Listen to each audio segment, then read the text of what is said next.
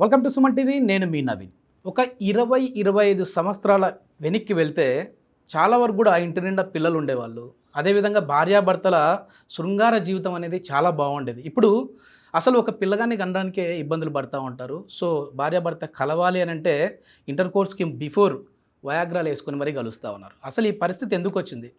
So మైదా తింటే కూడా శృంగార జీవితం అనేది దెబ్బతీసే విధంగా ఉంటుంది. ఎక్కువ జిమ్ చేసినా కూడా వాళ్ళ శృంగార సామర్థ్యం తగ్గుతుంది అని చెప్పేసి చాలా ఆర్టికల్స్ అయితే చదువుతా ఉన్నాం. ఎందుకు ఈ పరిస్థితి వస్తూ ఉంది? ఒకప్పుడు లేని సమస్య ఇప్పుడు ఎందుకు పెరిగిపోతూ ఉంది? దీని గురించి అడిగి తెలుసుకుందాం. మనతో ఉన్నారు ట్రీట్మెంట్ రేంజ్ హాస్పిటల్ నుంచి ప్రముఖ సైకియాట్రిస్ట్, అదేవిధంగా సెక్సియాలజిస్ట్ డాక్టర్ సునీల్ కుమార్ రెడ్డి గారు. హాయ్ సార్, నమస్తే అండి. నమస్కారం సార్, నిజంగా ఆశ్చర్యం వేస్తూ ఉంది సార్. అప్పట్లో నాన్నగారు తాతల గారి కాలంలో ఇంటి నిండా మేమే 4 సంతానం, కానీ సంతానం వచ్చేసేసి ఇప్పుడు తగ్గిపోతూ ఉంది. ఇప్పుడు నాకు ఇద్దరైతే చాలు అని చెప్పేసి నేనున్నాను. కొద్దిమంది ఒకరు కూడా వద్దు అనేది అనుకునే వాళ్ళు ఉంటారు. కొద్దిమంది పిల్లలు పుట్టాలంటేనే పుట్టలేని పరిస్థితి ఉంది. సో ఎందుకు అసలు ఈ శృంగార జీవితం అనేది సామర్థ్యం తగ్గిపోవడానికి రీజన్ ఏంటి ఒకప్పటికి ఇప్పటికి? అసలు మీరు ఒక 4 జనరేషన్స్ గురించి అడిగారండి. సార్, ఇప్పుడున్న యంగ్ జనరేషన్ అంటే 18 to 25 ఇయర్స్ వరకు, 25 నుంచి 40 ఇయర్స్ వరకు, 45 నుంచి 40 ఇయర్స్ నుంచి 60 ఇయర్స్ వరకు జనరేషన్స్ గురించి మీరు అడిగారు.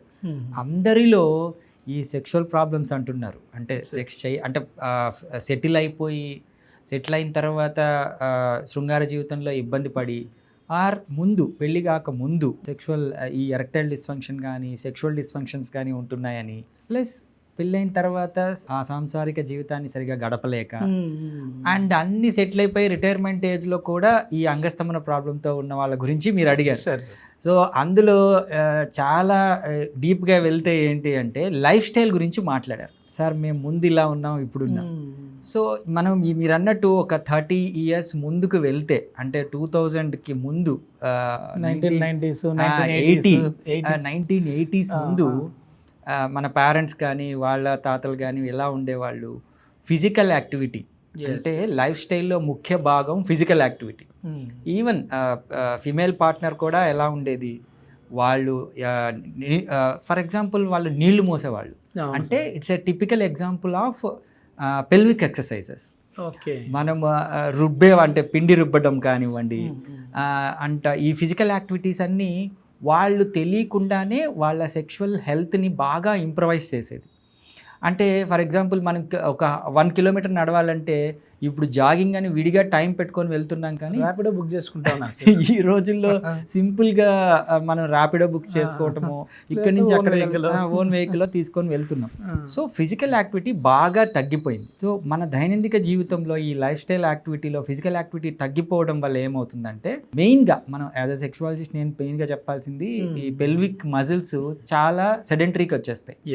అంటే ఒక సుప్తావస్థలోకి వెళ్ళి కరెక్ట్ టైంలో పని చేయకుండా అయిపోతుంది.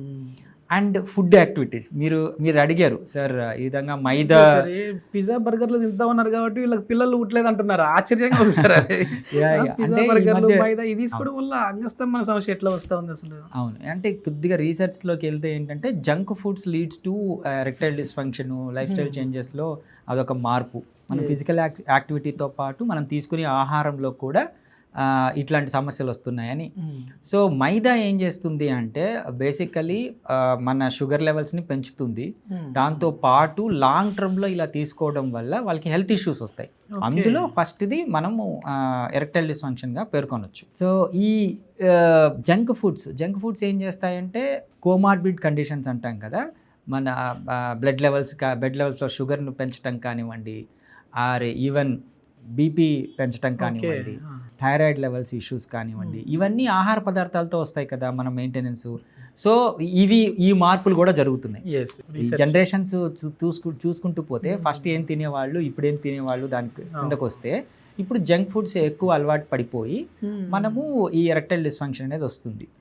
అండ్ ఈ ఫిజికల్ యాక్టివిటీలో మనం అన్నట్టు ఈ ర్యాపిడోస్ కానివ్వండి, అసలు ఫిజికల్ యాక్టివిటీ లేకపోవటం కానివ్వండి, ఈవెన్ ట్యాప్ తిప్పితే వచ్చేస్తున్నాయి వాటర్. ఆ రోజుల్లో మనం మోసేవాళ్ళం బాగా, అదంతా బావి దగ్గరికి వెళ్ళి ఇట్లా తోడుకునే వాళ్ళు సార్ అప్పట్లో. సో ముఖ్యంగా physical activity, food and sleep ఏంటి ఈ రోజుల్లో మనము సోషల్ మీడియా కావచ్చు, వర్క్ షిఫ్ట్లు కావచ్చు, ఇవన్నీ ఏంటంటే మన స్లీప్ సైకిల్ని మన సర్కాడియం రిథమ్ అంటాం. అంటే స్లీపు 6 గంటలకు పండుకొని 6 గంటలు లేసే కల్చర్ పోయింది. నైట్ అవుట్లు చేయటం కానివ్వండి, నైట్ అవుట్ చేయడానికి తినడం కానివ్వండి, షిఫ్ట్లు కానివ్వండి, అండ్ ఈవెన్ ఇంటరాక్షన్స్ కూడా, రిలేషన్షిప్లో ఇంటరాక్షన్స్ కూడా కపుల్స్ ఒకళ్ళేమో మార్నింగ్ షిఫ్ట్ ఉంటారు, ఇంకోళ్ళేమో నైట్ షిఫ్ట్లు ఉంటారు. సో వాళ్ళిద్దరి మధ్య సరిగ్గా కుదరకపోవటం, ఇవన్నీ కూడా ముఖ్యంగా లైఫ్ స్టైల్ యాక్టివిటీస్ అన్నీ కూడా మన ఫిజికల్ హెల్త్ మీదే కాకుండా సెక్షువల్ హెల్త్ మీద కూడా పడుతుంది. సో ఇవన్నీ కరెక్ట్ చేసుకోవాల్సి వస్తుంది. అంటే మామూలుగా మీరు ఇందాక మాట్లాడుతూ కొన్ని అంటే కొన్ని ఫిజికల్ యాక్టివిటీస్ చేయడం వల్ల పెల్విక్ రీజన్లో ప్రెజర్ పడి అక్కడ ఎక్సర్సైజ్ లాగా అయిపోతుంది అంటున్నారు కదా. అంటే ఇప్పుడు కొత్తదనానికి ఇప్పుడు వస్తే అది కీగల్ ఎక్సర్సైజ్ అన్నట్టుగా ప్రాచుర్యం పొందుతా ఉంది. అవును. సో ఈ రుబ్బురోలు వేసి మంచిగా ఇట్లా రుబ్బేవాళ్ళు. సో ఇప్పుడు దాన్ని వచ్చేసేసి ఎక్సర్సైజ్ చేయండి అని చెప్పేసి ఆన్లైన్ కోర్సులు కావచ్చు, లేదంటే ఆఫ్లైన్ కోర్సులు కావచ్చు చేస్తా ఉన్నారు. ఇది ఎంత ఇంపార్టెంట్ సార్ మన సెక్స్ లైఫ్కి? సో ఇప్పుడు మీరు కీగల్స్ ఎక్సర్సైజ్ అన్నారు కాబట్టి పెల్విక్ మజిల్ స్ట్రెంథనింగ్ కోసం చేసే ఎక్సర్సైజెస్ అవి.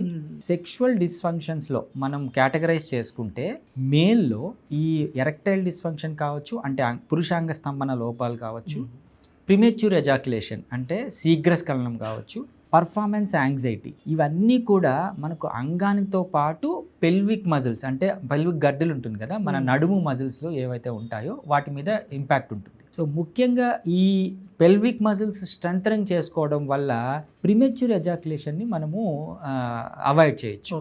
అంటే ఈజీగా శీఘ్రస్ఖలనాన్ని మనము హోల్డింగ్ కెపాసిటీ అనేది పోతుంది. అంటే ఒకసారి అంగం స్తంభించిన తర్వాత ఎక్కువసేపు రాపిడికి గురి చేయక ముందే స్ఖలనం అయిపోతూ మనకి అంగస్తంభన రాదు. సో ఈ ప్రిమెచ్యూర్ ఎజాక్యులేషన్ తగ్గించడానికి మనం పెల్విక్ ఎక్సర్సైజెస్ కొన్ని ఎక్సర్సైజెస్ చెప్తాం. సో అవి పాత రోజుల్లో ఏంటి అంటే ప్రతి ఒక్కళ్ళు అది ఎక్సర్సైజ్ సెక్స్ కోసమే అని కాకుండా వాళ్ళ బాడీ మెయింటెనెన్స్ కోసము, వాళ్ళ పనుల కోసం బాగా ఇన్వాల్వ్ అయిపోయి పెల్విక్ స్ట్రెంథనింగ్ ఉండేది. అందుకే నడుము గట్టిగా ఉండేది. ఈవెన్ మనం ఫిమేల్లో చూసుకుంటే బర్త్లు ఈజీ బర్త్లు అంటే నార్మల్ డెలివరీలు అయ్యేటివి. ఎందుకంటే ఆ పెల్విక్ మజిల్స్ చాలా స్ట్రెంథన్గా ఉండేటివి. ఒక బేబీని ఎక్స్పెల్ చేయడానికి కావాల్సిన స్ట్రెంగ్త్ ఉండేది. ఈ రోజుల్లో సిజేరియన్స్ ఎక్కువ అవటం కానివ్వండి, సెక్షువల్ యాక్టివిటీలో అంత ఇంట్రెస్ట్ చూపించకపోవటం కానివ్వండి, మగవాళ్ళలో ప్రిమెచ్యూర్ ఎజాక్యులేషన్స్ కానివ్వండి, ఇవన్నీ ఫిజికల్ ఎక్సర్సైజ్కి సంబంధించినవి. సో ఈ కీగల్స్ ఎక్సర్సైజెస్ ఏంటంటే మనం ఎక్సర్సైజ్ అంటే మనం ప్రిస్క్రైబ్ చేసి డాక్టర్ ప్రిస్క్రైబ్ వాళ్ళకి ఆల్రెడీ ఫిజికల్గా ఇబ్బంది అయినప్పుడు ఇట్లాంటివి ప్రిస్క్రైబ్ చేయాలి. ఇంట్రడక్షన్లో ఒక మాట చెప్పాను, అంటే భార్యాభర్త ఇంటిమేట్ అవ్వాలి అనే దానికి బిఫోర్ వాళ్ళు ప్లాన్ చేసుకుంటూ ఉన్నారు. అంటే ఒక 4 రోజుల ముందే ఫలానా రోజు కలుద్దాం, ఈ రోజు కలుద్దాం అని. ఒకప్పుడు ఇట్లా ఉండేది కాదు. అది కూడా కలిసేకి బిఫోర్ వయాగ్రా లాంటివి వాడుతూ ఉన్నారు. అసలు ఎందుకు వస్తూ ఉంది ఈ పరిస్థితి? మామూలుగా అసలు వయాగ్రా వాడచ్చా వాడకూడదా? సో ఈ వయాగ్రా పిల్ ఏంటంటే ముఖ్యంగా మనం ముందు హనీమూన్ పిల్ అనేవాళ్ళం. మీకు ఫస్ట్లో అంటే 1980s అలాంటప్పుడు పెద్దవాళ్ళు యూజ్ చేసేవాళ్ళు, అండ్ యంగ్ జనరేషన్లో వాళ్ళు అసలు తెలిసేది కాదు. సో తర్వాత ఏమైంది అంటే విరివిగా దొరకటం మొదలైంది ఈ వయాగ్రా పిల్. డిస్క్రిప్షన్ లేకుండా కూడా ఇస్తా ఉన్నారు. అసలు వయాగ్రా కనిపెట్టింది మనము హైపర్ టెన్షన్ యూజ్ చేయడానికి, హైపర్ టెన్షన్ తగ్గించడానికి, ఉన్న బీపీని తగ్గించడానికి. ఇదేది ఏమవుతుందంటే ఇది వేసుకున్నప్పుడు అంగం స్తంభించడం మొదలవుతుంది కాబట్టి దాన్ని హనీమూన్ పిల్ లాగా వాడేవాళ్ళు. సో ఫైనలీ యంగ్ ఏజ్లో యూజ్ చేయటం వల్ల బిలీవ్ మీ ఒక్కసారి వయాగ్రా పిల్ యూజ్ చేస్తే ఇదేదో బాగుందని చెప్పి రిపీటెడ్గా తీసుకుంటారండి. అది ఒక అడిక్షన్ లాగా అయిపోతుంది. సో పిల్లలు అయితే దాన్ని అంటే పిల్లలు అంటే యంగ్ ఏజ్లో ఉన్నవాళ్ళు, ఎర్లీగా మ్యారేజ్ అయిన వాళ్ళు దాన్ని తీసుకుంటే ఏంటంటే దిర్ is every chance of getting addiction to the Viagra పిల్. సో దాన్ని అవాయిడ్ చేయడం అనేది మంచిది. మీరు అన్నట్టు అప్పుడు అదే ఇప్పుడు ఏదో పాటలో కూడా ఉన్నాయి, ఫీలింగ్ వస్తే సెక్షువల్ యాక్ట్కి వెళ్ళే వాళ్ళు ఇప్పుడు నిజంగా వయాగ్రా పిల్ వేసుకుంటే వాళ్ళకి ఎరెక్షన్స్ రావట్లా. సో ఇది పరిస్థితి. సో అంటే ఇది న్యాచురల్ ఎరెక్షన్స్ని తీసేసి, అంటే ఎమోషనల్ కనెక్టివిటీని తీసేసి ఓన్లీ ఫిజికల్ ఎరెక్షన్స్ని కాజ్ చేస్తుంది ఎరెక్షన్స్. సో దాంతో ఏమవుతుంది అంటే ఈవెన్ సెక్షువల్ యాక్ట్ కూడా అంత సంతృప్తిగా ఉండదు. మామూలుగా సెక్స్ అనేది, ఆ సెక్షువల్ సాంసారిక జీవితం అనేది ఏంటి, ఓన్లీ అంగానికి రక్త ప్రసరణం లేకపోతే నర్వ్ సప్లై ఉండే హార్మోన్స్ అంతా బాగుండే కాదు, ఎమోషన్స్ కనెక్ట్ అవ్వాలి. అప్పుడే ఒక సెక్షువల్ సైకిల్ అనేది పూర్తవుతుంది. సో ఈ ప్లానింగ్ ఇదంతా ఎమోషన్స్ని ఎట్లా కనెక్ట్ చేస్తుంది? బేసికలీ టైం పాస్ కోసమో వాళ్ళ లీజర్ పీరియడ్ని యూస్ చేసుకోవడం కోసమో ఇలాంటి వయాగ్రాస్ని యూస్ చేస్తున్నారు. కానీ బట్ యాక్చువల్ సెక్షువల్ ఇంటిమసీ అనేది న్యాచురల్గా రావాలి. అది న్యాచురల్గా ఇంప్రూవ్ అయినప్పుడే ఆ సెక్షువల్ సైకిల్, అంటే ఇద్దరు పార్ట్నర్స్ను హ్యాపీగా ఉంచేది న్యాచురల్ సెక్షువల్ సైకిల్. ఇట్లాంటి ఎరెక్టైల్ డిస్ఫంక్షన్ వల్ల సంతానం లేని సమస్య కూడా వస్తుందా అంటే? అంటే ఇప్పుడు అంగస్తంభన ఉన్న వాళ్ళకి పిల్లలు పుట్టే అవకాశం కూడా తగ్గుతుందా? సో ఇది చాలా మందికి అర్థం కాని విషయం ఏంటి అంటే నరాల బలహీనత అనేసి వస్తారు. నరాల బలహీనత అంటే అసలు ఇతను సెక్సే చేయలేడు అని. బేసిక్గా మనకు బయట కనిపించేది ఏంటి? వాళ్ళు లోపల ఏం జరుగుతుందో తెలియదు. వాళ్ళు సెక్స్ చేస్తున్నారా లేదా తెలియదు. కానీ పెళ్ళయి 3 ఏళ్ళు అవుతుంది, 4 ఏళ్ళు అవుతుంది, బట్ పిల్లలు పుట్టడం లేదని వస్తారు. సో ఫైనలీ వాళ్ళని ఎంక్వైరీ చేస్తే అసలు నాన్ కాన్జుమేటెడ్ మ్యారేజెస్ అంటాం, అసలు సెక్షువల్ యాక్టివిటీ ఉండదు. కొద్దిగా ఎంక్వైరీ చేస్తే ఏంటంటే పిల్లవాడికి అంగస్తంభన లోపాలు ఉంటాయి. ఇప్పుడు అంగస్తంభన లోపాలు ఉన్నప్పుడు సెక్షువల్ యాక్ట్ ఎలా జరుగుతుంది? సో ఈ వాటెవర్ శుక్రకణాలు ప్రొడ్యూస్ అయినటివి అండాన్ని ఎలా కలుస్తాయి? సో ఇది జరగకపోవడం వల్ల ఇన్ఫర్టిలిటీ అనేది వస్తుంది. సో ఈ అంగస్తంభన అనేది మనకు ఆ సెక్షువల్ ఆర్గజంనే కాదు, ఇన్ఫర్టిలిటీని అంటే లైక్ పిల్లలు పుట్టడానికి కూడా ఉపయోగపడుతుంది కదా. సో అంగస్తంభన అనేది ఆ విధంగా కూడా ప్రైమరీగా ఉపయోగపడుతుంది. అసలు ఏ ఏజ్ నుంచి ఏ ఏజ్ వరకు మనకు టెస్టోస్టిరాన్ లెవెల్స్ ఉంటాయి? అదేవిధంగా మాస్టర్బేషన్, హస్తప్రయోగం ఎక్కువ చేస్తే అంగం చిన్నగా అయ్యే అవకాశం ఉంటుందా? అసలు అంగం సైజ్ ఎంత ఉంటే స్త్రీ సాటిస్ఫాక్షన్ అవుతుంది అనే దాని గురించి మాట్లాడే ముందు సార్ పర్సనల్ లైఫ్ తెలుసుకుందాం. ఎందుకంటే సార్ వచ్చేసేసి ఒక సెక్స్ స్పెషలిస్ట్ మాత్రమే కాదు, సైకియాట్రిస్ట్ కూడా. సో అసలు ఈ ఫీల్డ్ సైడ్ ఎందుకు వచ్చారు సార్? ఫ్యామిలీ బ్యాక్గ్రౌండ్ ఏంటి అనే దాని గురించి తెలుసుకుందాం.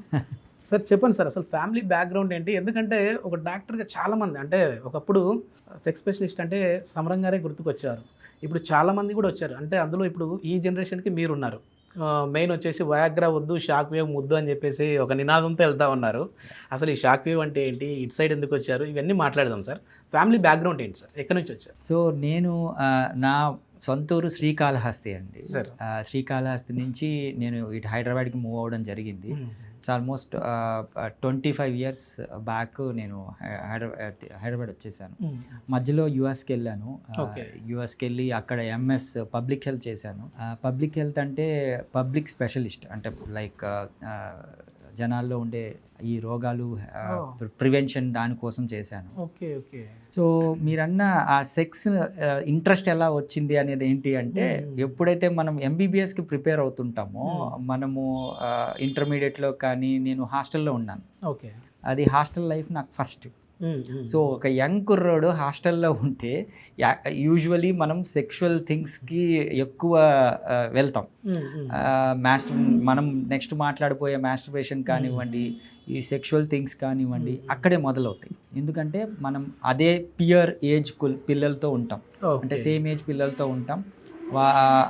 Even teenage is very that productive for sexual health. అప్పుడే ఈ నాలెడ్జ్ కూడా వస్తుంది. అది ఆబ్వియస్లీ నాకనే కాదు అందరికీ అది ఉంటుంది అనుకుంటున్నాను. తర్వాత నాకు జనరల్ మెడిసిన్ సీట్ వచ్చింది, ఎంబీబీఎస్ సీట్ వచ్చింది. ఎంబీబీఎస్ తిరుపతిలో చేశాను. తిరుపతి ఎస్వి మెడికల్ కాలేజ్లో తిరుపతిలో చేశాను. ఈ సెక్స్ గురించి తెలుస్తుంది అంటే మెడిసిన్లో మొత్తం సెక్స్ తెలిసిపోదండి. బేసికలీ నాలెడ్జ్ ఇస్తారు, అంటే లోపల అంగాలు ఎలాగుంటాయి, దానికి రిప్రొడక్టివ్ సిస్టమ్ ఏంటి అనేది విడిగా సిస్టమ్ గురించి మాట్లాడతాం. అంగం అంటే అదేదో ఇది మాత్రమే పీనిస్ గురించే కాదు, ప్రతి ఆర్గాను అంగమే. ఎగ్జాక్ట్లీ అన్నిటి గురించి చెప్తారు. అన్ని అంగాల గురించి, అన్ని సిస్టమ్స్ గురించి నేర్చుకుంటాం. బట్ స్పెసిఫిక్గా ఎమోషనల్ రిలేషన్షిప్, సెక్షువల్ థింగ్స్ గురించి అంత ఎక్కువగా డీప్గా వెళ్ళాం. So somewhat disappointed, but anyhow నాకు ఆ నాలెడ్జ్ని బట్టి చదువుకోవటము, అప్పట్లో మీరు అన్నట్టు సమరం గారు ఎక్కువ స్వాతి పేపర్లో ఎక్కువ యాడ్స్ ఇచ్చేవాళ్ళు, ఆ పేపర్స్ చదవటము, ఇది బేసికలీ సెక్షువల్ నాలెడ్జ్ కూడా మనం ఫ్రీక్వెంట్ పేషెంట్ ఇంటరాక్షన్స్తోనే 10 మంది గురించి తెలుసుకుంటేనే వస్తుందండి. సో ఒక థాట్, మనకున్న థాట్ అదే అందరికీ ఉంటుందని కాదు, ఎక్కువ పేషెంట్ ఇంటరాక్షన్ బట్టి కూడా ఒక్కొక్క నాలెడ్జ్ మనకు వస్తూ ఉంటుంది. ఈవెన్ పేషెంట్ కూడా మమ్మల్ని ఎడ్యుకేట్ చేస్తారు, సార్ ఇది పరిస్థితి అని. సో ఇది అయిపోయిన తర్వాత యుఎస్ వెళ్ళాను, పబ్లిక్ హెల్త్ చేశాను, పబ్లిక్ రిలేషన్ ఇంప్రూవ్ అయింది. దాని తర్వాత మళ్ళీ బ్యాక్ వచ్చేసి సైకాట్రీ చేశాను. సైకాట్రీ నేను విశాఖపట్నంలో చేశానండి, కేజీహెచ్లో చేశాను. సో సైకాట్రీలో పూర్తిగా సైకోసెక్షువాలిటీ అనేది నాకు అక్కడ ఇంట్రొడ్యూస్ అయింది. ఓకే. సైకోసెక్షువాలిటీ అంటే అంగస్తంభనకి సెక్షువల్ యాక్ట్కి మధ్యలో ఎమోషన్స్ అనేటివి చాలా ముఖ్యం. సో ఎవరిద్దరి మధ్యలో అయినా ఒక రిలేషన్ ఏర్పడడానికి ఆ ఎమోషనల్ రిలేషన్ అనేది ముఖ్యం. ఆ ఎమోషన్స్ని సైకాట్రీ డీల్ చేస్తుంది. ఈ సైకాట్రీ డీల్ చేసేటప్పుడు ఎమోషన్స్ గురించి బాగా చదువుకుంటాం. వాట్ ఎవర్ యాంగర్ కానివ్వండి, ఈవెన్ ఆకలి కానివ్వండి, నిద్ర కానివ్వండి, ఇవన్నీ దాంట్లోనే వస్తాయి. అంటే డైలీ యాక్టివిటీస్లో మనిషి దైనందిక జీవితంలో రెగ్యులర్గా మనం ఎక్స్పోజ్ అయ్యే థింగ్స్ ఏంటివి అంటే first social interaction, emotional interactions, and of course appetite, ఆకలి, food intake, and of course night పడుకునేటప్పుడు నిద్ర, అండ్ మధ్యలో ఈ సెక్షువల్ ఇంటరాక్షన్స్.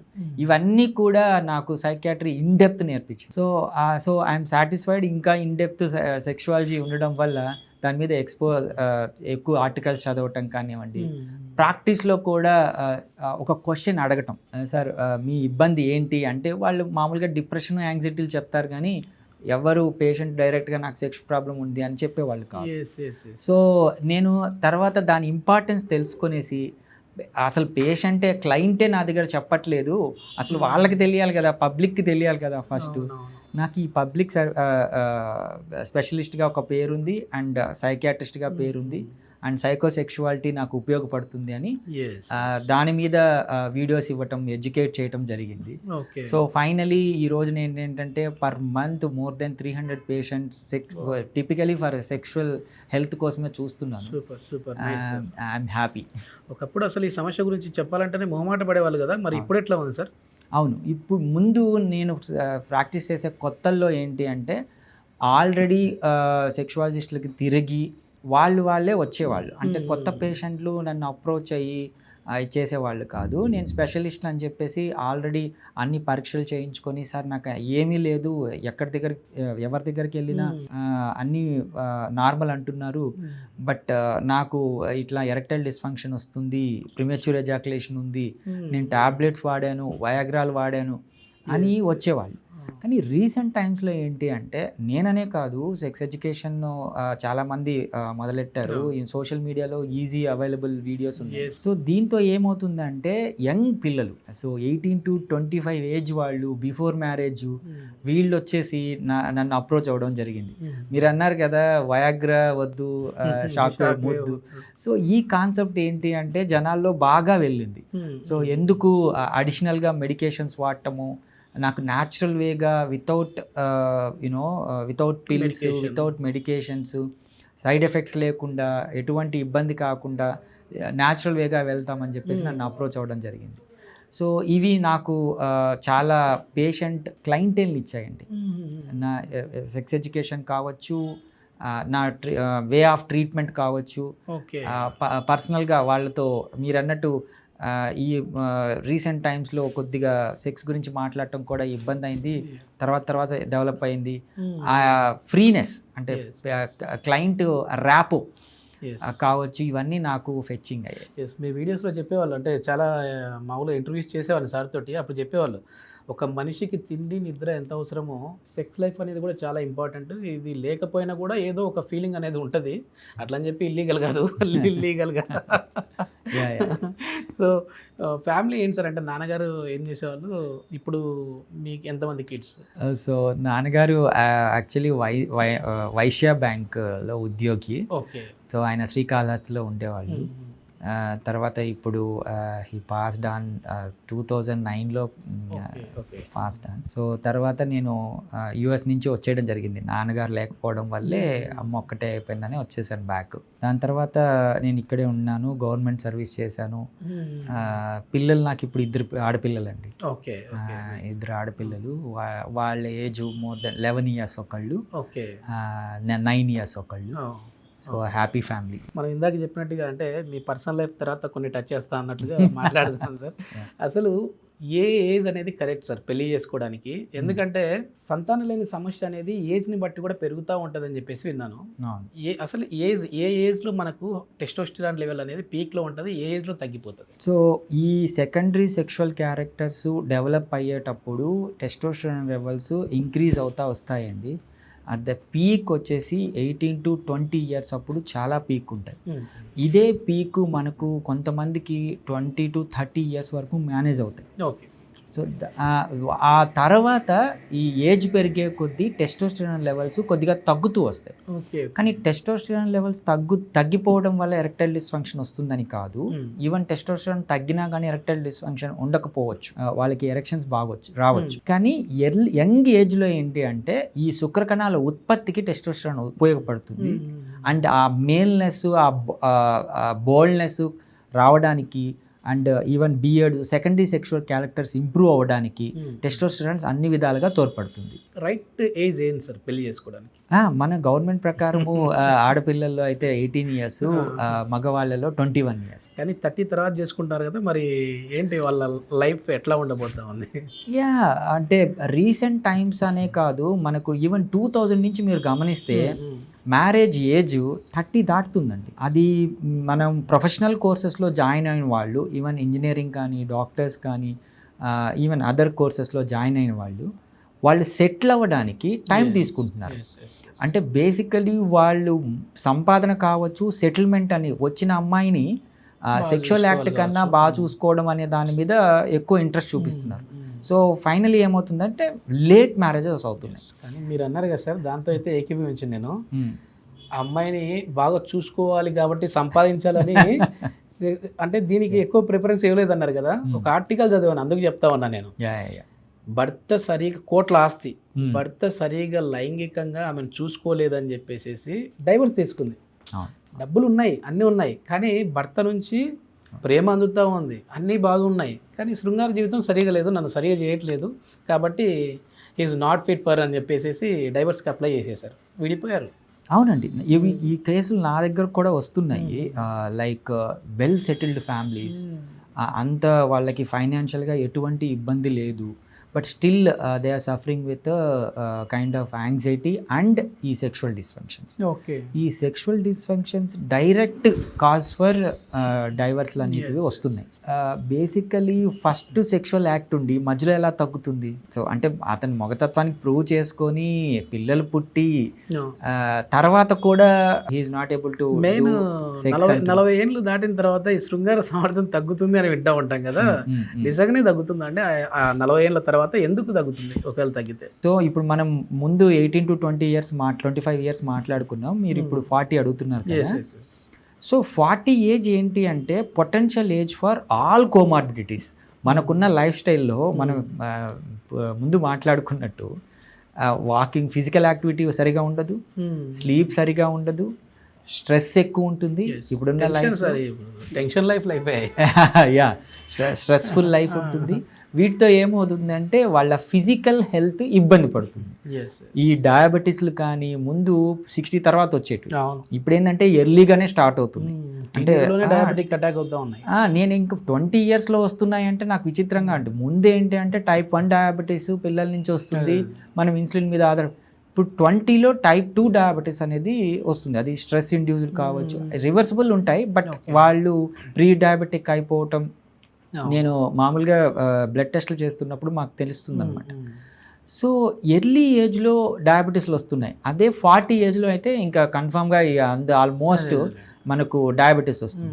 సో డయాబెటీస్ ఉన్నవాళ్ళు ఇప్పుడు 100% డయాబెటీస్ 100 మెంబర్స్కి డయాబెటీస్ వస్తే 60% ఎరెక్టైల్ డిస్ఫంక్షన్ ఉంటుందండి. ఓకే, ఎందుకు ఈ డయాబెటీస్ ఉన్న వాళ్ళలో ఈ అంగస్తంభన సమస్యలు చూస్తూ ఉన్నామండి?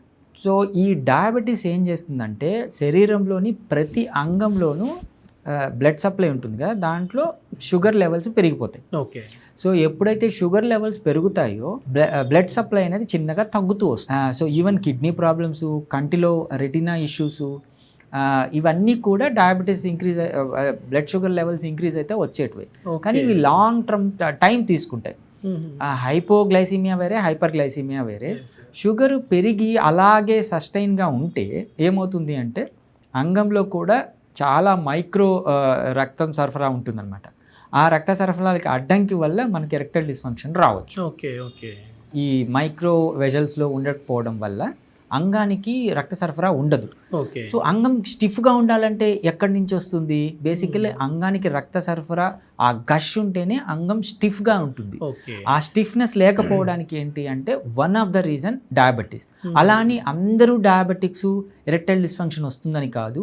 ఒక 60% of the diabetic patients may go for erectile dysfunction. Okay. మరి వాళ్ళు మెడిసిన్స్ వాడుతూ ఉంటారు కదా, డయాబెటిక్కి సంబంధించిన మెడిసిన్స్, అవి వాడినా సరే ఈ ప్రాబ్లం అంటే అంగస్తంభన ప్రాబ్లంకి దీనికి సొల్యూషన్ దొరకదంటారా? మీరు డెప్త్గా అడుగుతున్నారు నవీన్ గారు. సో ఈ ఎరెక్టైల్ డిస్ఫంక్షన్ మనకు ఈ డయాబెటీస్ అన్నాం కదా, డయాబెటీస్ పర్సే అంటే బ్లడ్లో బ్లడ్ ఇష్యూస్ వల్లే కాదు. ఈ డయాబెటీస్ని కంట్రోల్ చేయడానికి సింపుల్ మనం మెట్ఫార్మిన్ అని వింటాం. Metformin 500 mg. ఇది మెట్ఫార్మిన్ కొంతమందిలో ఏంటంటే ఎరెక్టైల్ డిస్ఫంక్షన్ అంటే డ్రగ్ ఇండ్యూస్డ్ ఎరెక్టైల్ డిస్ఫంక్షన్ అంటే. సో ఇందులో ఏంటంటే ఆ డిజైర్ని తగ్గిస్తుంది, అంటే సెక్స్ చేసే కోరిక తగ్గుతుంది, దాంతోపాటు మనకు ఎరెక్టైల్ డిస్ఫంక్షన్ వస్తుంది. ఇవి drug induced erectile dysfunction usually transient ఉంటాయి, అంటే డ్రగ్ మార్చినా డ్రగ్ ఆపేసినా మళ్ళీ ఎరెక్షన్స్ అనేటివి ఇంప్రూవ్ అవుతాయి. కానీ కొంతమందిలో ఏంటంటే ఇవి పర్మనెంట్గా ఉండిపోతాయి. సో ఈ డ్రగ్ ఆపేస్తాము, మనం వేరే డ్రగ్ కూడా పెడతాము, బట్ స్టిల్ వాళ్ళకి ఎరెక్షన్స్ అనుకున్నంత రావు, అంత డిజైర్తో రావు. సో వాళ్ళకి మనం ట్రీట్మెంట్ ఇవ్వడం ద్వారా వాళ్ళకి ఎరెక్టైల్ డిస్ఫంక్షన్ని కరెక్ట్ చేయదు. బీపీ, షుగరు, థైరాయిడ్ ఇట్లాంటి డిసీజులు ఉన్న వాళ్ళు వయాగ్రా వాడితే ఇంకా ఎట్లాంటి కాంప్లికేషన్స్ వస్తాయి వాళ్ళకి? సో మీరు అనేది కోమార్బిడ్ కండిషన్స్లో ఈ వయాగ్రా తీసుకోవడం అనేది ఈవెన్ పేషెంట్కే భయం వేస్తుందండి. మీరు అనుకుంటున్నాం కానీ but they are very vigilant. వాళ్ళు అనవసరంగా మెడికేషన్స్ తీసుకోరు, బట్ స్టిల్ కొంతమంది ఏంటి అంటే ఈజీ అవైలబుల్, వాళ్ళకి అర్జెన్సీ ఉంటుంది, అలా తీసేసుకుంటారు.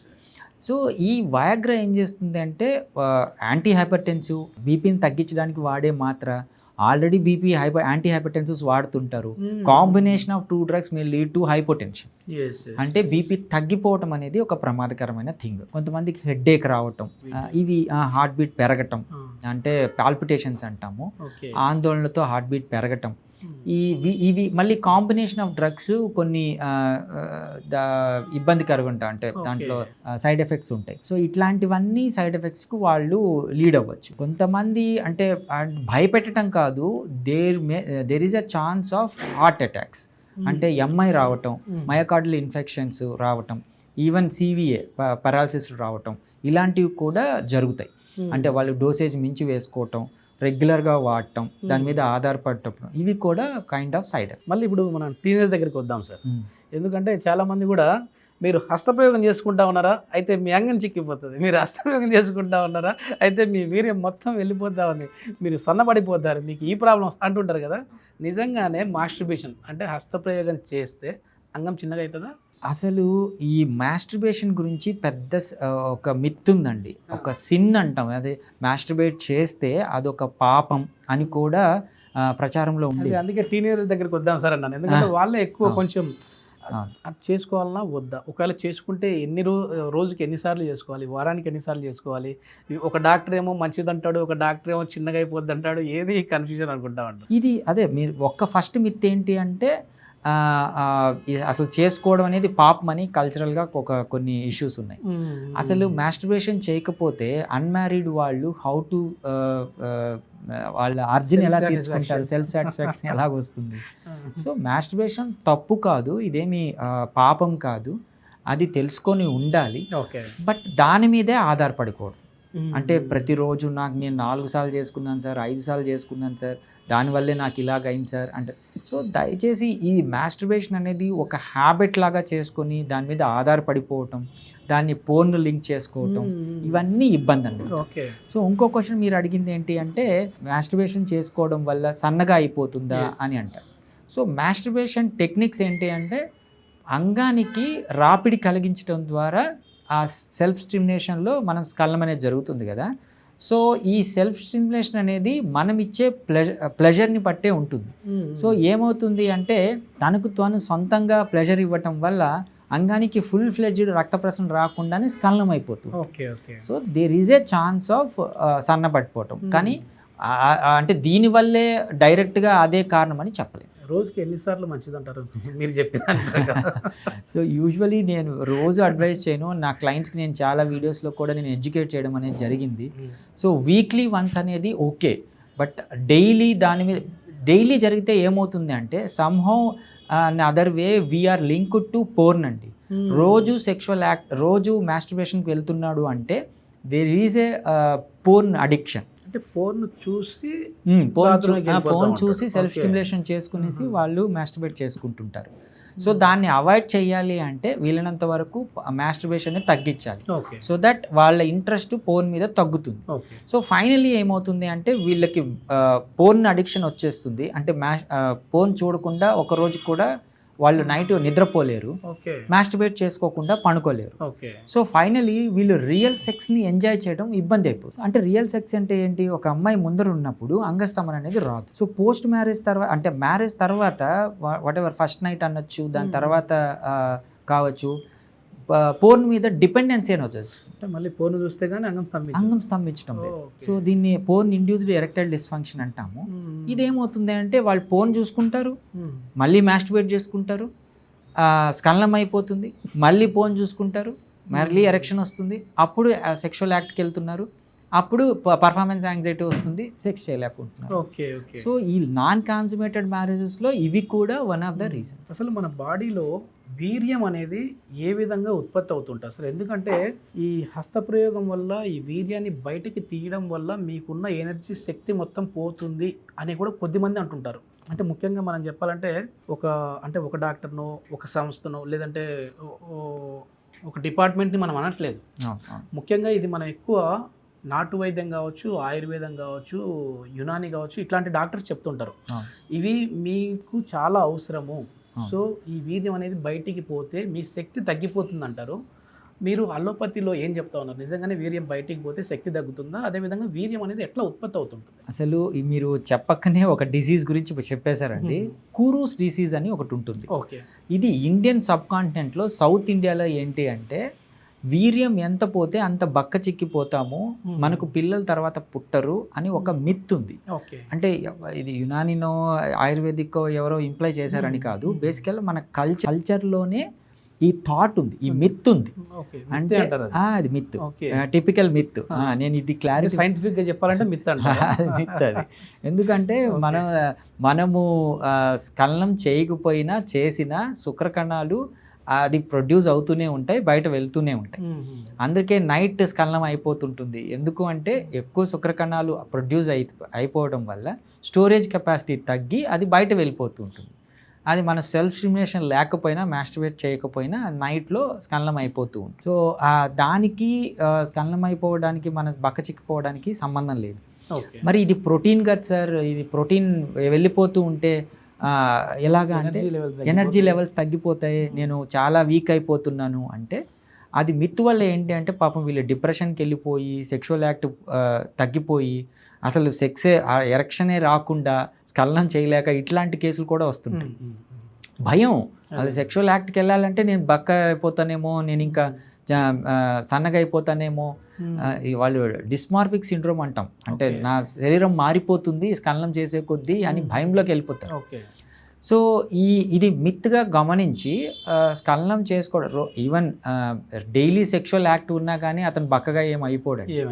So it's a very normal alternate day sexual act is very article వచ్చింది సార్, వారానికి 3 నుంచి 4 రోజులు సెక్స్ చేస్తే భార్యాభర్తలు శృంగారంలో కలిస్తే లైఫ్ స్పాన్ అనేది పెరుగుతూ ఉందంట. నో డౌట్ పెరుగుతుందండి. నో డౌట్, నేను అదే అంటున్నా. నేను నా క్లయింట్స్కి నేను ఏమంటాను అంటే alternate day sexual act participate చెయ్యండి. నేను ఇచ్చే ట్రీట్మెంట్ మీకు బాగా 100% వర్క్ అవ్వాలి అంటే better stimulate your other partner to go for a sexual every alternate day అని చెప్తాను. సో ఇది లైఫ్ స్టైల్నే కాదు, మన మూడ్, మెంటల్ హెల్త్ని ఇంప్రవైజ్ చేస్తుంది, ఫిజికల్ హెల్త్ని ఇంప్రవైజ్ చేస్తుంది, వాళ్ళ లైఫ్ స్పాన్ని ఇంప్రవైజ్. ఒకసారి స్ఖలనం అయ్యి బయటకు వచ్చిందంటే వీర్యము మళ్ళీ ఎన్ని రోజులు పడుతుందండి ఉత్పత్తి అవ్వడానికి? అందుకనే మనము ఈ సెమన్ అనాలిసిస్ అంటాం కదా, 3 days చాలు. 3 daysలో అంత పొటెన్సీ వచ్చేస్తుంది. సో ఈ సెమన్ అనాలిసిస్కి అందుకే మనం 3 days ఆఫ్ ఆబ్స్టినెన్స్ అంటాం. అంటే సెక్షువల్ యాక్ట్ కానీ, మాస్టర్బేషన్ కానీ, అంగస్తంభన కానీ చేయకూడదు. 3 days తర్వాత ఎర్లీ మార్నింగ్ శాంపిల్ ఒకసారి ఇవ్వండి అని చెప్తాం. ఓకే. సో దీనికి కారణం ఏంటంటే ఆ లైఫ్ స్పాన్ 3 days. 3 days తర్వాత మళ్ళీ కొత్త ఇవి శుక్ర కణాలు అనేది ఉత్పత్తి. రక్తం ఈక్వల్ టు వీర్యం అంటారు కదా, అది నిజమా తప్ప మిత్త? అంటే ఇది కురూస్లో ఒక టిపికల్ సెంటెన్స్. నా రక్తం పోతుంది, నా రక్తాన్ని ప్రోటీన్ పరంగా మనము దీంట్లో ఇస్తున్నాము. నేను ఒక అమ్మాయిని పెళ్లి చేసుకుంటా అంటే ఆ అమ్మాయికి నా రక్తం ఇస్తున్నాను ఒక మిత్ ఉంటుంది వాళ్ళకి. ఇది బోత్ ఆర్ డిఫరెంట్ అండి. రక్తం వేరే ప్రోటీన్స్తో తయారవుతుంది, దానికి హిమోగ్లోబిన్ కావాలి, మన డిఎన్ఏ ఉంటుంది దీంట్లో శుక్రకణాల్లో, అండ్ ఈవెన్ అండం ఇవి రెండు కలిస్తేనే పిల్లలు పుడతారు, ఫలదీకరణం జరిగి పిల్లలు పుడతారు. సో రక్తం వేరే, ఇది వేరే. ఓకే. చాలామంది వాళ్ళ లైఫ్ స్టైల్లో ఇప్పుడు చేంజెస్ వస్తున్నాయి సార్. అంటే మీలాంటి డాక్టర్లు అవేర్నెస్ చేయడం కావచ్చు, చాలామంది డాక్టర్లు మీడియా ముఖంగా వచ్చి మీరు అసలు ఎక్సర్సైజులు చేయకపోవడం వల్ల మీకు ఎలాంటి ప్రాబ్లమ్స్ వస్తున్నాయి అని చెప్పడం వల్ల వాళ్ళు ఓవర్గా ఎక్సర్సైజ్ చేస్తూ ఉన్నారు, ఓవర్గా జిమ్కి వెళ్తూ ఉన్నారు, బాడీ బిల్డ్ చేస్తూ ఉన్నారు, ప్రోటీన్స్ బయట నుంచి తీసుకుంటా ఉన్నారు. అంటే ఇందాక మనం వీర్య కణాల్లో ప్రోటీన్ పోతుంది అనేసి అన్నాం కదా, దానికి అది అన్నప్పుడు ఇది గుర్తుకొచ్చింది నాకు. So protein powders, protein injections, steroids తీసుకొని మరి బాడీని పెంచేస్తూ ఉన్నారు. ఇట్లా చేయడం వల్ల కూడా, అంటే ఓవర్గా ఎక్సర్సైజ్ చేయడం వల్ల కూడా సెక్స్ సామర్థ్యం తగ్గుతుందా? ఇప్పుడు ఎక్సర్సైజ్ అనేది మన లైఫ్లో భాగం అని చెప్పాను కదా, మీరు అన్నట్టు ఒక 6 hours 12 hours ఎక్సర్సైజ్ చేసుకునేసి సామర్థ్యం జిమ్లోనే కూర్చోవటం. అంటే వాళ్ళు ప్రొఫెషనల్ జిమ్ ట్రైనర్స్ ఉంటారు, వాళ్ళతో కూర్చొని ఉంటారు, బాగానే ఉంది. అంటే వాళ్ళ శరీరం బిల్డప్ కోసము ఈవెన్ అదే ప్రొఫెషనల్గా తీసుకొని వెళ్ళే వాళ్ళకి. సో వాళ్ళకి ఒక క్వశ్చన్ అడుగుతుంటారండి, సార్ మా టెస్టోస్టెరాన్ లెవెల్స్ ఇంక్రీజ్ అయ్యాయి అంటే ఈవెన్ రెగ్యులర్ ఫిట్నెస్ యాక్టివిటీస్ ఉంటాయి కదా, వాళ్ళు సార్ నేను ఇంత బాడీ ఫిట్ ఉన్నాను బట్ స్టిల్ నాకు ఎరెక్టైల్ డిస్ఫంక్షన్ వస్తుంది అని వస్తూ ఉంటారు. అంటే డైరెక్ట్ రిలేషన్ కాకపోవచ్చు, అంటే ఎక్కువ విపరీతమైన జిమ్ చేయటం వల్ల ఎరెక్టైల్ డిస్ఫంక్షన్ ఏం రాదు, కానీ బట్ ఈ ఎమోషనల్ ఇంబ్యాలెన్స్ వల్ల డిజైర్ తగ్గుతుంది, కోరికలు తగ్గుతాయి. కోరిక ఎప్పుడైతే తగ్గుతుందో ఆటోమేటిక్గా ఎరెక్షన్స్ అంత రావు. సో కానీ టెస్టోస్టెరాన్ తగ్గడం వల్ల, మామూలుగా ఎక్సర్సైజ్ చేస్తే టెస్టోస్టెరాన్ బూస్టింగ్ ఉంటుంది, ఎర్లీ మార్నింగ్ టెస్టోస్టెరాన్ లెవెల్స్ విపరీతంగా వస్తాయి. అందరూ చాలా మంది కూడా అదే చెప్తారు సార్. అంటే టెస్టోస్టెరాన్ లెవెల్ పెరగాలంటే కొంచెం సన్లైట్కి, మార్నింగ్ సన్లైట్కి ఉండండి, సూర్య నమస్కారాలు చేయండి, కొన్ని ఆసనాలు వేయండి అని చెప్తా ఉంటారు. కానీ ఈ ఎక్సర్సైజ్ చేస్తే ఎట్లా తగ్గుతా ఉంది అనేది, అంటే ఓవర్గా చేస్తే ఏమవుతుందంటే ఉన్న పొటెన్సీ కన్నా ఎక్కువ చేయటం వల్ల మనకు ఈ ప్రోటీన్ అంత దొరకదు. ఆటోమేటిక్గా ఇవన్నీ లైసిస్ అయ్యి, ఉన్న కణజాలం అంతా లైసిస్ అయ్యి మనకు ప్రోటీన్ వస్తూ ఉంటుంది. అందుకని కొద్దిగా హెచ్చుతగ్గులు ఉంటాయి. కానీ రెగ్యులర్ యాక్టివిటీస్ అంటే 30 minutes per day 5 days a week is a life style చేంజెస్లో మనం చేసుకోవాల్సింది. ఇది ఖచ్చితంగా మన సెక్షువల్ పొటెన్సీని ఇంప్రవైజ్ చేస్తుంది. ఇందాక మీరు అన్నారుగా కోరికలు తగ్గుతాయని, ఆ కోరికలను పెంచే మందులు కూడా ఉన్నాయా ఏమైనా అలోపతిలో కోరికలను పెంచేటివి అంటూ ఏమి ఉండవండి, అదే మన మిత్తు. ఈ వయాగ్రా కోరికలను పెంచుతుంది అంటాం. వయాగ్రా ఏం చేస్తుంది అంటే ఈ అంగంలోని రక్తనాళాలని డైలేట్ చేసి అంగంలోనికి రక్తం ప్రసరింపజేస్తుంది జస్ట్ టెంపరవరీగా. అప్పుడు ఆటోమేటిక్గా అంగం స్తంభిస్తే కోరిక అది ఆటోమేటిక్గా వస్తుంది అనేది థాట్. పాపం నిజంగా డిజైర్ లోపం ఉన్న వాళ్ళకి, డిప్రెషన్లో ఉన్న వాళ్ళకి వయాగ్రాలు వేస్తే ఇలాంటివి ఏం జరగవు. అంటే వయాగ్రా చేసుకుంటే వెళ్ళిపోద్దిగా, అక్కడ బ్లడ్ ఫ్లోని పెంచేసేస్తుంది కోరిక లేకపోయినా. యా మీకు నా దగ్గరికి రెగ్యులర్గా వీళ్ళు ఏంటంటే వయాగ్రాలు 100 mg 200 mg వాడేవాళ్ళు వస్తారు. సరే ఇప్పుడు అంగం వయాగ్రా వేస్తున్నాను బట్ అంగం లావ్ అవుతుంది బట్ స్టిఫ్ కావట్లేదు అంట. సో దీంతో అర్థం ఏంటి, పాపం అంగానికి ఆ ఉన్న రక్తనాళాలు వ్యాకోచింపజేసి అంగం లావ్ అవుతుంది కానీ స్టిఫ్నెస్ రాదు. ఎందుకు, ఈ డిజైర్ కలవదు కాబట్టి. సో అంతా ఇంటర్లింక్డ్ ఉంటాయండి. సో ఆ పాపం వాళ్ళు రెగ్యులర్గా వాడడం వల్ల ఇట్లాంటి ఇబ్బందులు వస్తాయి. సో అందుకని వీటిని అవాయిడ్ చేయడం అనేది బెటర్. ఒకసారి మనం మందుబాబుల దగ్గరికి వద్దాం సార్. ఎందుకంటే ఆల్కహాల్ ఎక్కువగా తీసుకుంటే చాలా ఇబ్బందిగా ఉంటుంది. అదే ఆల్కహాల్ 2 పెగ్గులే తీసుకుంటే శృంగార జీవితం బాగుంటుంది అని చెప్పేసి ఒక అపోహ ఉంది. అది ఎంతవరకు అది నిజంగా, అంటే అది నిజమంటారా, అది కూడా మిత్ అంటారా? అపోహ అన్నారు, అపోహ. బేసికలీ ఫస్ట్ ఏంటంటే సెక్స్ అనేది ఒక సెన్సిటివ్ థింగ్ అండి హ్యూమన్ లైఫ్లో. సో ఒకళ్ళు సెక్షువల్ యాక్ట్కి వెళ్తున్నారు అన్నా, లేకపోతే అంత రిలేషన్ ఇంప్రూవ్ అవ్వాలన్నా ఏం చేస్తాము అంటే ఆల్కహాల్ తీసుకొని సెక్షువల్ యాక్ట్కి వెళ్ళే వాళ్ళు చాలామంది, ఈవెన్ నా క్లయింట్సే ఉన్నారు. ఫస్ట్ ఏమవుతుంది అంటే ఆల్కహాల్ ఫస్ట్ ఒక 2-3 పెగ్గుల్లో ఏమవుతుంది, ఆల్కహాల్ ఫస్ట్ తక్కువ మోతాదులో తీసుకుంటే మన ఇన్హిబిషన్స్ అన్నీ తగ్గిపోతాయి, మన ఆందోళన అంతా తగ్గిపోతుంది, చాలా కూల్ అయిపోతారు. సో ఏదన్నా చెయ్యాలనుకుంటే ధైర్యంగా వెళ్తాం. అందుకే ఎక్కువ మాట్లాడటం కానివ్వండి, ఓవర్ టాకిటివ్ ఉంటారు, ఎగ్జాక్ట్లీ. సో మన ఇన్హిబిషన్స్ అన్నీ, అంటే సబ్ కాన్షియస్ మైండ్లో ఉండే ఇన్హిబిషన్స్ అన్నీ పోతాయి, మన థాట్ అంతా బయటపడిపోతుంది. సో అందుకని వీళ్ళు ఆ యాంగ్జైటీ తగ్గి సెక్షువల్ యాక్ట్కి వెళ్తూ ఉంటారు. ఫైనల్గా ఏమవుతుందంటే లాంగ్ టర్మ్గా ఈ ఆల్కహాల్ తీసుకొని వెళ్ళటం వల్ల ఎరెక్టైల్ డిస్ఫంక్షన్ వస్తుంది. సో ఈ alcohol, smoking, any addictive pills ఏం చేస్తాయి అంటే మీరు స్మోకింగ్ అన్నారు కాబట్టి నాకు గుర్తుకొస్తుంది, సినిమాలో కూడా హీరోలు చూస్తూ ఉంటాం, లేదంటే విలన్లో శృంగారానికి ముందు వెళ్ళేటప్పుడు ఒక అమ్మాయిని బలవంతంగా కావచ్చు, లేదంటే మామూలు వాళ్ళు కలుస్తూ ఉన్నప్పుడు, ఇంకా మన తెలుగు సినిమాల కంటే బాలీవుడ్ సినిమా గురించి మాట్లాడుకోవచ్చు, సిగరెట్ తాగి సెక్స్ చేస్తూ ఉంటారు, దానివల్ల అంగం గట్టి పడుతుంది అని చెప్పేసి అంటూ ఉంటారు. అది నిజం అంటారా?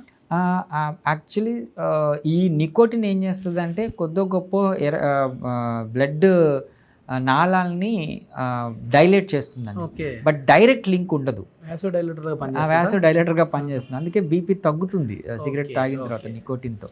సో అండ్ బీపీ కంట్రోల్కి కూడా కొంతమంది తాగుతుంటారు. ఇది అడిక్షనే బేసికలీ. నికోటిన్ తాగితే నాకు బాగుంటుందని ట్యాబ్లెట్ వేసుకోకుండా నికోటిన్ తీసుకోకూడదు కదా. మోస్ట్ ప్రాబ్లీ మీరు అన్నట్టు పాత సినిమాల్లో అలా పోర్ట్రే చేసేవాళ్ళు సిగరెట్ తాగి సెక్షువల్ యాక్ట్కి వెళ్ళటము, ఆల్కహాల్ తీసుకొని సెక్షువల్ యాక్ట్కి వెళ్ళటము, అట్లా అది నిజమేనండి. అంటే అది కల్చరల్గా వచ్చిందో మరి చూపించడం వల్ల వచ్చిందో కానీ నా దగ్గరకు వచ్చే క్లయింట్స్ కూడా నేను ఫస్ట్ ఇలాగే చేశాను సార్ అనేవాళ్ళు. సో ఫైనలీ ఏమవుతుందంటే లాంగ్ టర్మ్గా ఆల్కహాల్తో ఏమవుతుంది, ఆల్కహాల్ తీసుకున్నా వీళ్ళు సెక్షువల్ యాక్ట్ రాదు, ఎరెక్టైల్ డిస్ఫంక్షన్ అనేది వస్తుంది. సో టిపికల్గా long term usage of alcohol addiction కానీ ఆల్కహాల్ ఇంటేక్ కానీ, అడిక్షన్లో ఉండనవసరంలా ఆల్కహాల్ తీసుకొని ఎప్పుడైతే సెక్షువల్ యాక్ట్కి వెళ్తూ ఉంటారో వాళ్ళకి ఖచ్చితంగా ఎరెక్టైల్ డిస్ఫంక్షన్ అనేది వస్తుంది. సో ఇవి రెండు లింక్ చేయకూడదు.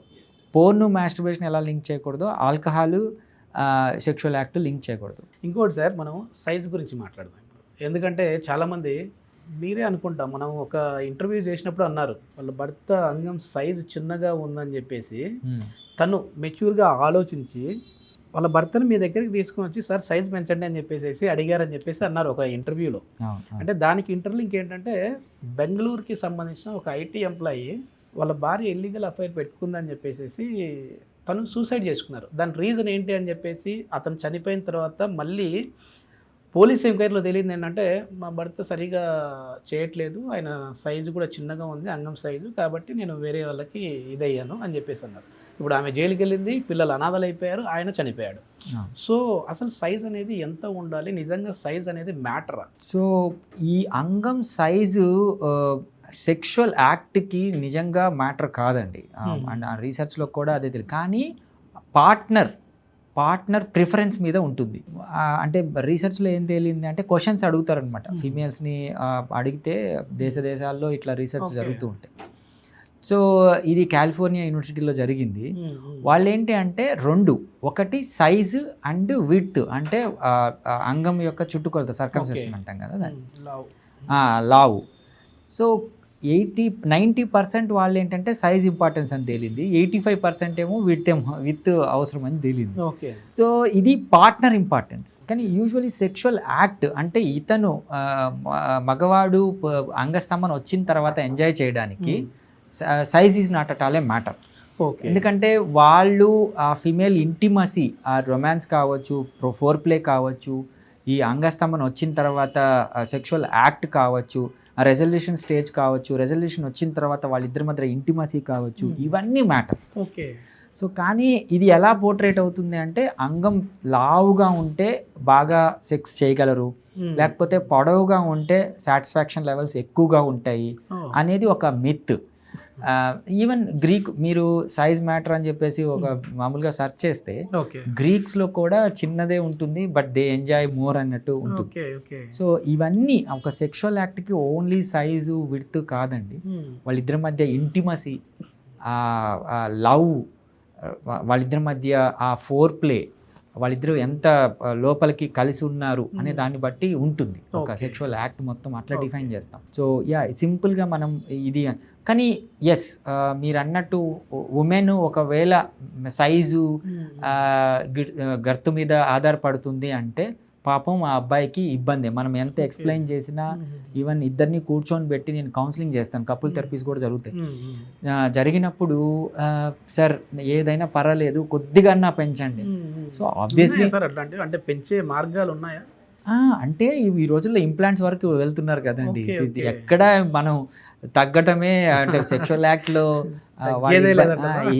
ఇబ్బంది పడే అవసరమే లేదు, అన్నీ ఉన్నాయి ఈ రోజుల్లో. ఓకే బట్ ఎంతవరకు అవసరం అనే దాన్ని బట్టే మనం వెళ్ళాల్సి వస్తుంది. ఓకే ఇంజెక్షన్స్ కావచ్చు, పెనియల్ ఇంప్లాంట్స్ కావచ్చు, స్పీ షాట్స్ కావచ్చు, షాక్ వే థెరపీలు కావచ్చు, మెడికేషన్స్ కావచ్చు, ఇవన్నీ కూడా కొద్ది గొప్ప వాళ్ళలో సైజ్. కానీ కొన్ని న్యాచురల్ మెథడ్స్ ఏంటంటే ఎటువంటి సైడ్ ఎఫెక్ట్స్ లేకుండా ఇంప్రవైజ్ చేస్తారు. అసలు ఒక అమ్మాయి సాటిస్ఫై అవ్వాలి అని అంటే ఈ క్లైటోరియస్ స్పాట్ అంటారు కదా, అది జీ స్పాట్ అనేది అసలు ఎంత డెప్త్ లో ఉంటుంది? సో క్లైటోరియస్ క్లైటోరియస్ అనేది మీరు డైరెక్ట్ క్లైటోరియస్ జీ స్పాట్ అన్నారు. జీ స్పాట్ అనేది క్లైటోరియసే కాదండి, వెజైనాలో ఎక్కడైనా ఉండొచ్చు. ఓకే. సో దాన్ని స్టిమ్యులేట్ చేయడం వల్ల అమ్మాయిలు ఎక్కువ ఈ ఆర్గజంని పొందుతారు అన్నది సెక్షువల్ సైకిల్లో ఒక భాగం. ఎందుకంటే సార్ ఈ క్వశ్చన్ అడిగింది కొద్దిమంది డాక్టర్లతో మాట్లాడినప్పుడు అసలు సైజ్ అంటుంటారు కదా, అసలు సైజ్ అనేది మ్యాటరే కాదు. సో మీరు చెప్పినట్టుగానే చెప్పారు, కానీ ఒక 3-4 ఇంచులు ఉన్నా సరిపోతుంది, ఎందుకంటే అది పై పార్ట్లోనే ఉంటుంది అంటారు. అది ఎంత ఇదిలో ఉంటుంది అనేసి అదే మీరు అన్నట్టు ఈ సైజ్ అనేది జీ స్పాట్ తాగటం లేదని కొంతమంది మిత్ ఉంటుంది, అంత లోపలికి ఉంటుంది అని. ఎస్, కొంతమందికి లోపలికి ఉండొచ్చు, బట్ పెన్నిస్ అందలేంత దూరంలో అయితే ఉండదు. ఓకే. సో మనము వెజైనా మనకు ఆ అనాటమీ తెలుసుంటే ఆ క్లెటోరియస్ అనేది ముందే ఉంటుంది. సో ఇది ఫోర్ ప్లేలో ఉపయోగపడుతుంది. ఫోర్ ప్లేలో జీ స్పాట్ని మనం స్టిమ్యులేట్ చేసి సెక్షువల్ యాక్ట్కి వెళ్తే ఓవరాల్ ఈ అబ్బాయి కానీ అమ్మాయి కానీ సాటిస్ఫై అవుతారు. బట్ ఈ విషయం తెలియక ఏంటంటే జస్ట్ పెనిట్రేషను ఆ రాపిడికి గురి చేయడమే సెక్స్ అనుకుంటారు. కానీ ఆ అబ్బాయి సాటిస్ఫాక్షన్ పొందొచ్చు అంటే ఈ రాపిడికి గురి చేయడం వల్ల. పాపం ఫిమేల్ పార్ట్నర్ హ్యాపీనెస్ ఉండదు కదా, అంటే వాళ్ళ ఆర్గజంకి వెళ్ళలేరు కదా. నేను ఫిమేల్ సెక్షువల్ సైకిల్ అని చెప్పేసి మేల్ సెక్షువల్ సైకిల్ అనేది నేను కొద్దిగా వివరించాను, దీన్ని కూడా డిస్కస్ చేద్దాం తర్వాత. సో ఇవి రెండు కలిసినప్పుడే ఇద్దరు పార్ట్నర్స్ హ్యాపీనెస్ వస్తుంది. ఇందులో ఎక్కడ వాళ్ళు పోర్ట్రే చేసినప్పుడు కానీ వివరించినప్పుడు కానీ size not at all matter అంటాం. ఫిమేల్ ఆర్గజము మేల్ ఆర్గజం రావడానికి చాలా అదర్ రీజన్స్ ఉంటాయి. నేను అన్నట్టు ఎమోషన్స్ అవి కలిసి ఫోర్ ప్లే కానీ కరెక్ట్గా తెలుసుకొనేసి ప్రిమెచ్యూర్ ఎజాకులేషన్ లేకుండా ఎటువంటి సెక్షువల్ డిస్ఫంక్షన్ లేకుండా సెక్షువల్ యాక్ట్కి వెళ్తే కంప్లీట్ సెక్షువల్ యాక్ట్ ఇద్దరు హ్యాపీగా ఎంజాయ్ చేస్తారు. Shock wave therapy. So Viagra వద్దు, షాక్ వేవ్ వద్దు, అది చెప్దాం అనుకున్నా కొంచెం లాగ్ వచ్చేసింది. సో ఏంటి సార్ ఈ షాక్ వేవ్ గురించి చెప్పాలంటే ఏం చెప్తారంటే, ఇంతవరకు మనం డిస్కస్ చేసాం ఈ ప్రాబ్లమ్స్ అన్నిటికీ సొల్యూషన్ షాక్ వేవ్ చూపిస్తుందా అంటే, అంగం గట్టిపడాలన్నా, ఎక్కువసేపు శృంగారం చేయాలన్నా, అదేవిధంగా సైజుని ఇంక్రీజ్ చేసుకోవాలన్నా షాక్ వేవ్తో సాధ్యమా? సో న్యూ జనరేషన్ సెక్షువాలజిస్టులు ఓన్లీ మెడికేషన్ మీద రకరకాల ఇంజెక్షన్స్ మీద కాకుండా షాక్ వేవ్కి షిఫ్ట్ అయ్యామండి. ఎందుకంటే ఇందులో మెయిన్గా చెప్పాల్సింది సెక్స్ అనేది ఒక సెన్సిటివ్ ఎమోషనల్ ఇంటిమసీ, అంటే ఇద్దరి మధ్యలో జరిగే ఒక కార్యం. సో దీంట్లో మనం దానికోసమని అనవసరంగా మెడికేషన్స్ వాడి వాళ్ళు సైడ్ ఎఫెక్ట్స్ పోకుండా ఈ షాక్ వేవ్ థెరపీ అనేది ఎటువంటి సైడ్ ఎఫెక్ట్స్ లేకుండా ఫ్యూచర్లో కూడా దీన్ని మళ్ళీ డిపెండెన్సీ లేకుండా చేసే ఒక ఈజీ ప్రక్రియ. సో దీంట్లో సైన్స్ ఏంటంటే షాక్ వేవ్ అసలు ఎక్కడి నుంచి వచ్చింది సార్ ఈ షాక్ వేవ్? ఎందుకంటే ఒకప్పుడు షాక్ వేవ్ ట్రీట్మెంట్ అని కొడితే ఏదో వేరే దేశాల వల్ల డాక్టర్లు కనపడేవాళ్ళు. ఇప్పుడు గూగుల్లో కావచ్చు, యూట్యూబ్లో కావచ్చు చూస్తే మీరే కనపడతా ఉన్నారు ఎక్కువ. సో షాక్ వేవ్ అంటేనే ట్రీట్మెంట్ రేంజ్ సునీల్ కుమార్ రెడ్డి గారి వీడియోస్ వస్తూ ఉన్నాయి. అసలు ఈ షాక్ వేవ్ ఎక్కడి నుంచి వచ్చింది ఇది? సో షాక్ వేవ్ యాక్చువల్గా మనకు ఇది బోన్ రిపేర్స్ కోసము, బోన్ పెయిన్స్ కోసము కనిపెట్టారు. మరి అక్కడ బోన్ ఉండదుగా. ఇది యాక్చువల్లీ జర్మనీ కంట్రీలో 1960s వచ్చింది ఫస్ట్. ఓకే. కానీ డాక్టర్స్ పేషెంట్ల మీద ఎప్పుడు ఇచ్చారు అంటే 1980స్కి వచ్చేటప్పటికి కొద్దిగా ఈ బోన్ రిపేర్స్ కోసం పెయిన్ ఉన్న వాళ్ళకి అలాగే ఇచ్చేవాళ్ళు. ఓకే. ఈ తర్వాత ఇది మొత్తం అసలు ఫస్ట్ సెక్స్కి ఉపయోగించే వాళ్ళు కాదు. తర్వాత వెస్ట్రన్ కంట్రీస్కి యుఎస్కి ఇటు వెళ్ళి 2014 ఈ టైంలో ఏంటి అంటే అంగానికి లో ఇంటెన్సిటీతో ఇవ్వడం జరిగింది. ఓకే. బోన్ మీద కాకుండా ఒక సాఫ్ట్ టిష్యూ మీద ఇది రిపేర్ ఎలా చేస్తుంది అని చెప్పేసి ఎనిమల్ ట్రయల్స్ జరిగాయి. దాంట్లో ఏమవుతుంది అంటే ఇది విపరీతంగా రక్తనాళాలను ఇంప్రవైజ్ చేస్తుంది. అంటే నియోవాస్కులరైజేషన్ అనే పద్ధతి ద్వారా అంగంలోని కణజాలాన్ని యాక్టివేట్ చేసి మనకు బ్లడ్ సప్లై అనేది పెంచుతుంది. సో ఇది 2014 ఈ టైంలో వచ్చింది. ఈ ముంబైలో ఎక్కువ, బయట ఈ దుబాయ్ ఇట్లాంటి దేశాల్లో ఎక్కువ వచ్చేసింది. అంటే ప్రతి 60 years అబోవ్ ఈ డయాబెటిక్ పేషెంట్స్ అందరూ బాగా తీసుకునేవాళ్ళు. ఈ తర్వాత 16-17 ఈ మధ్యలో ఏంటి అంటే కోవిడ్కి ముందు ఇండియాకి రావడం అనేది జరిగింది. ఓకే. ఓకే. కోవిడ్ తర్వాత ఏమైంది, ఆన్లైన్ కన్సల్టేషన్స్ ఎక్కువ అయ్యాయి. ఆన్లైన్ కన్సల్టేషన్లో దీని మీద రీసెర్చ్ ఎక్కువ అయింది. సో ఇది బాగా ఫేమస్లోకి వచ్చింది.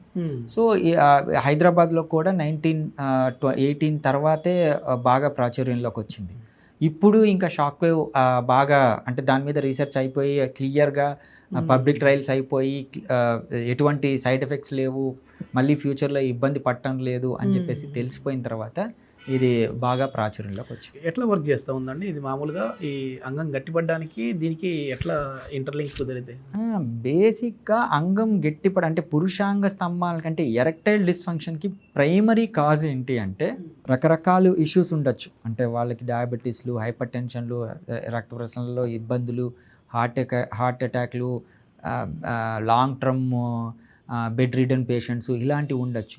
వాళ్ళకి తెలియకుండానే మెంటల్ హెల్త్ ఇష్యూస్, అంటే తెలియని స్ట్రెస్సు, యాంగ్జైటీ, ఆందోళన, డిప్రెషన్, కుంగుబాటు ఇలాంటి లక్షణాలు ఉండి కూడా ఎరెక్టైల్ డిస్ఫంక్షన్ రావచ్చు.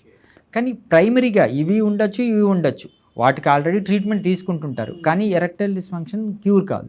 మెయిన్ థింగ్ ఏంటంటే అంగానికి రక్త ప్రసరణ లోపించు. అంగానికి ఎప్పుడైతే రక్త ప్రసరణ తగ్గుతుందో ఆబ్వియస్గా మన డిజైర్కి, అంటే కోరిక తగ్గట్టు అంగం స్తంభించదు. అంటే సెక్స్ చేయాలన్న కోరిక ఉంటుంది, బట్ దానికి తగ్గట్టు అంగం స్టిఫ్నెస్ రాదు. సో వీళ్ళు ఏంటంటే చాలా ఎంబరాసింగ్, మనకు సెక్స్ అసలు అంగస్తంభన రాకపోతే ఎంత ఇబ్బంది ఉంటుంది, డైలీ ఒక ఇబ్బంది ఉంటుంది. సో వీళ్ళు అసలు బయట చెప్పుకోలేరు స్టిగ్మాతో. అది చిన్నగా ఏంటి అంటే పర్మనెంట్ ఎరెక్టైల్ డిస్ఫంక్షన్ అనేదికి వెళ్తుంది. సో ఈ అంగానికి రక్త ప్రసరణ పెంచేదే ఈ షాక్ వేవ్ థెరపీ. ఈ షాక్ వేలో ఈ షాక్ అనేది మనం ముందు కూడా మాట్లాడుకున్నాం. ఎటువంటి ఎలక్ట్రిక్ షాక్ కానీ ఏసీ కరెంటు, డీసీ కరెంటు ఇవ్వటం కాదు. ఇది సౌండ్ వేవ్ థెరపీ అంటాము. ఈ సౌండ్ వేవ్స్ ఏం చేస్తాయంటే అంగంలోని కణజాలాన్ని, స్మూత్ మజిల్స్ ఉంటాయండి మన పెన్నిస్లో, ఈ స్మూత్ మజిల్స్ని రిపేర్ చేస్తాయి. ఈ బ్లడ్ వెజల్స్ని ఇంప్రవైజ్ చేస్తాయి. అంటే నియోవాస్కులరైజేషన్ అని చెప్పేసి కొత్త రక్తనాళాలను ఏర్పాటు చేస్తాయి. ఈ ప్రాసెస్ అంతా వెంటనే జరిగిపోదు. నేను అంటే వ్యూవర్స్కి మీ ద్వారా చెప్పాలనుకునేది ఏంటి అంటే వయాగ్రా ఏం చేస్తుందంటే అంగంలోని రక్తనాళాలని డైలేట్ చేస్తుంది. తక్కువ టైం జస్ట్ వేసుకుంటానే, ఇది ఇన్స్టెంట్ రిలీజ్ కెమికల్ కదా, జస్ట్ డైలేట్ చేస్తుంది. దాంతో అంగానికి రక్త ప్రసరణ అనేది అప్పటికప్పటికే వెళ్తుంది. ఇది నియోవాస్కులరైజేషన్, కొత్త రక్తనాళాలను ఏర్పరిచి దానికి బ్లడ్ సప్లై అనేది పెంచుతుంది. సో స్టిఫ్నెస్ అనేది ఇంప్రవైజ్ అవుతుంది. సో అది దానికి తేడా. అందుకనే ఇది బెస్ట్ పద్ధతి, అంటే లాంగ్ టర్మ్గా ఉపయోగపడుతుంది, వాళ్ళకి మళ్ళీ ఇష్యూస్ రాకుండా చేస్తుంది. అంటే ఒక 3 నెలల పాటు ఈ treatment, shock wave therapy treatment తీసుకున్న తర్వాత ఎంతవరకు మళ్ళీ వాళ్ళకి ఈ సమస్య రాదు? ఇప్పుడు మీరు అంటే వాళ్ళు 2 to 3 months ఉంటుందండి. మనం 8 to 12 సిట్టింగ్స్ వరకు నేను ఇస్తున్నాను. ఈ పీరియడ్లో ఏంటి అంటే ఆ సెక్స్ ఎడ్యుకేషన్ కావచ్చు, వాళ్ళతో మాట్లాడటం కావచ్చు, వాళ్ళకున్న మిత్స్ని క్లియర్ చేయటం కావచ్చు, దీంతో ఇంప్రవైజెస్.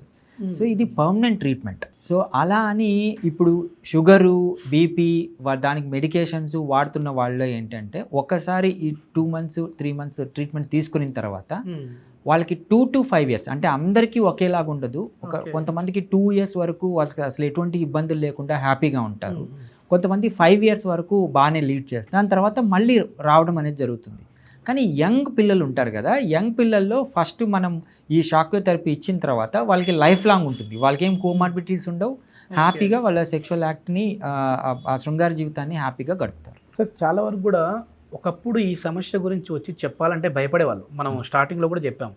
కానీ ఇప్పుడు మీ దగ్గరికి ఎట్లాంటి వాళ్ళు ఎక్కువ వస్తూ ఉన్నారు అంటే ఈ సమస్య అనేది, అంగస్తంభన సమస్య అనేది ఏ జాబ్స్ ఎక్కువ చేసే వారిలో చూస్తూ ఉన్నామండి? అంటే జాబ్ బేసిక్ కాదండి. అంటే మనం ఈ మాట ఎందుకు అడుగుతా ఉన్నాను సార్, కొద్దిమంది ఒప్పుకోవచ్చు ఒప్పుకోకపోవచ్చు. టెన్షన్ జాబులు చాలా వరకు స్ట్రెస్తో కూడిన జాబులు ఉంటాయి కదా, అట్లాంటి జాబ్లలో ఎక్కువగా ఐటీకి సంబంధించిన వాళ్ళు ఉంటారు. అదేవిధంగా సిట్టింగ్ పొజిషన్స్ కూర్చొని ఎక్కువ చేసే జాబులు ఉంటారు కదా, వాళ్ళల్లో కూడా ఈ ప్రాబ్లం వస్తుందని విన్నాను. అట్లా ఏ ఏ జాబులు చేసే వాళ్ళు ఉన్నాయండి? బేసికలీ ఈ డ్రైవింగ్ చేసేవాళ్ళు, వాళ్ళు నైట్ షిఫ్ట్స్ ఉంటాయి, ఎక్కువ ఒకే దగ్గర కూర్చొని ఉండటము, మధ్యలో రెస్ట్ లేకుండా చేయటము, ఇలాంటి వాళ్ళు. అండ్ మీరు అన్నట్టు ఐటీ వాళ్ళు ఏంటి అంటే పాపం వాళ్ళకు కూడా షిఫ్ట్లు ఉంటున్నాయి, ఎమోషనల్ అంతా వాళ్ళు ఎక్కువ స్క్రీన్ టైం మీద స్పెండ్ చేస్తారు. ఆ స్క్రీన్ ఏంటంటే బ్లూ లైట్ ఇస్తుంది, ఆ బ్లూ లైట్ మన స్లీప్ సైకిల్ని మారుస్తుంది, ఫిజికల్ హెల్త్ని దెబ్బతీస్తుంది, అలాగే సెక్షువల్ హెల్త్ని కూడా ఇచ్చేస్తుంది. అంటే ఇన్సోమియా ఉన్న వాళ్ళకి ఈడీ ఎట్లా వస్తుంది? నేను అన్నాను కదా, ఇప్పుడు మన లైఫ్ స్టైల్లో ముఖ్యంగా మనం తీసుకోవాల్సిన జాగ్రత్తలు food, physical activity, sleep. So sleep ఎప్పుడైతే డిస్టర్బెన్స్ ఉండి వాళ్ళు కొంతమంది న్యాప్లు వేస్తుంటారు, 20 minutes పవర్ న్యాప్స్ అని చెప్పేసి వేస్తుంటారు, నైట్లో సరిగ్గా పండుకోరు, మార్నింగ్ వచ్చి కొద్దిసేపు వర్క్ చేసుకొని పవర్ న్యాప్స్ 20 minutes పండుకొని మళ్ళీ.